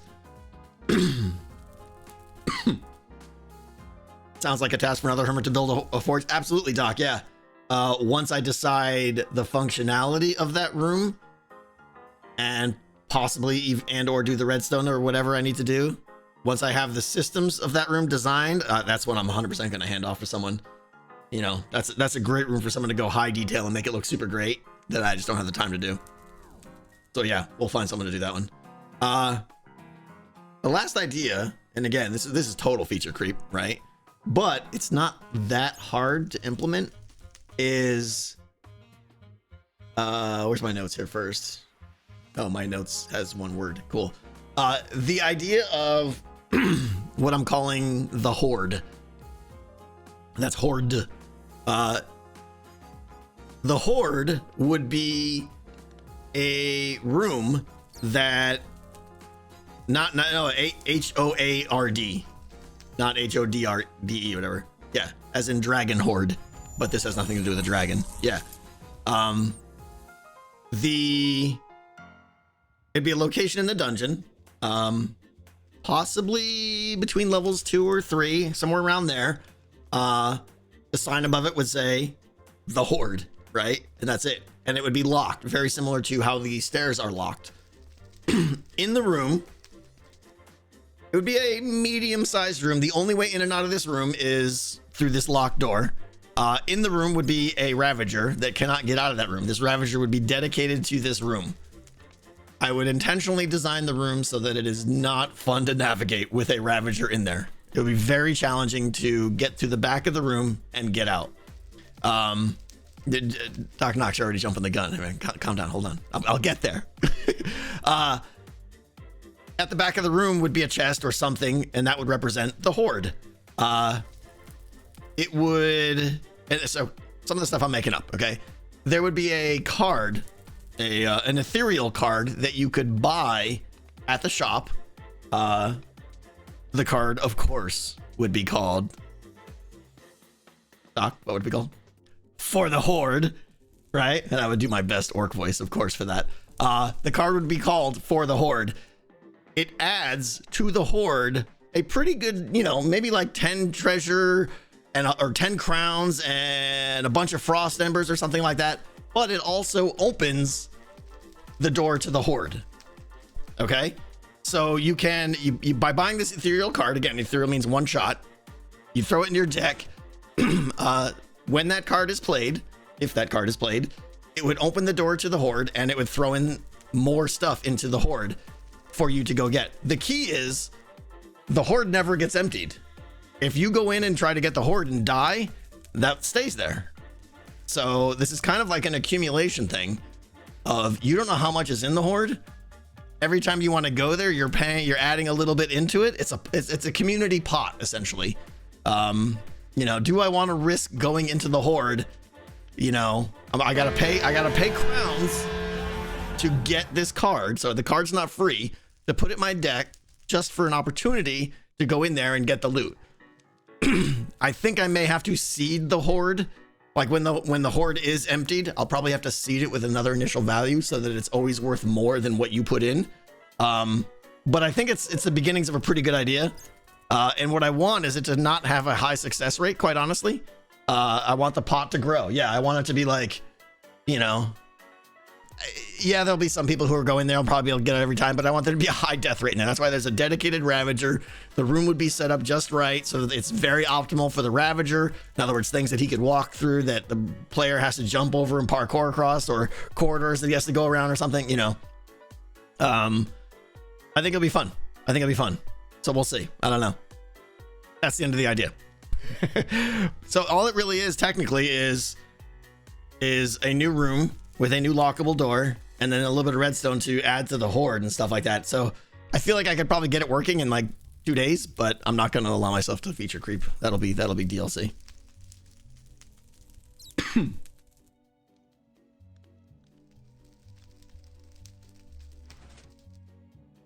What happens in the Horde room stays in the Horde room. Exactly. Yeah, exactly. Do you have to find a hidden key? No, I was thinking the card opens the door. That way you have to invest to get an opportunity. I was entertaining the idea of like, if the Horde is on level 2, that a key to get to level 3 would also open the door to the Horde. So now you're like, do I want to go down to level 3 or do I want to open the Horde? I'm right here. Because there'll be times when you get 2 keys too, you know, just because the treasure's falling and you get lucky. And if you get 2 keys to level 3, you might go, right? And might want to go roll the dice and try to open the door to the Horde and see. I think that'd be fun. No ward. No, it's just going to be one Ravager in there. But again, we'll have to balance the room and stuff.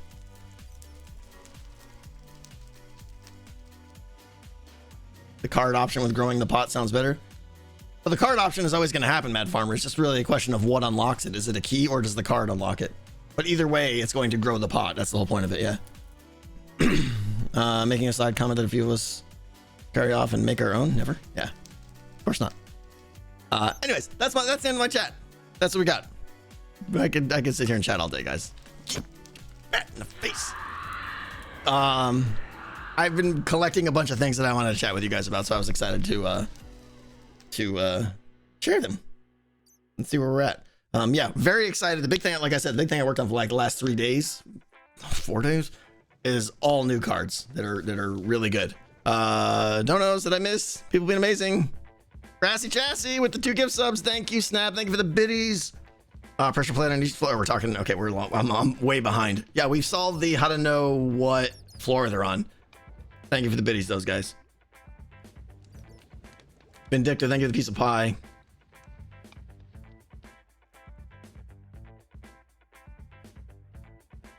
And Scope Creep. Scope Creep. Great name. With a piece of pie, I am the death of every project. We're not creeping. We're not creeping. Will there be Jits or Among Us this week? There definitely won't be Among Us this week. Should probably stop asking about that one. There will not be Jits this week. No. Impulse already called it. He's just feeling kind of overwhelmed and he's really far behind and stuff. So he needs time, which I am too, quite honestly. So yeah, no Jits this week. That's where we're at. We're done. I'm done. You guys know we're done. Let's see here. Who can we raid? Oh, Skids are streaming. We're gonna raid Impulse. Raid Impulse SV. Boom. Head on over there, guys. I think they're playing. Are they doing their Sky magic? Oh, they're recording Naked and Scared. Head on over there. Say hello. There's a good chance I'll probably be back tomorrow streaming. Depends on if I actually start making progress elsewhere. Void Train Friday. I don't know. I gotta talk to Skiz. But yeah, I'll probably see you guys tomorrow for more Decked Out. Shocker. All right, take care, guys. Thank you.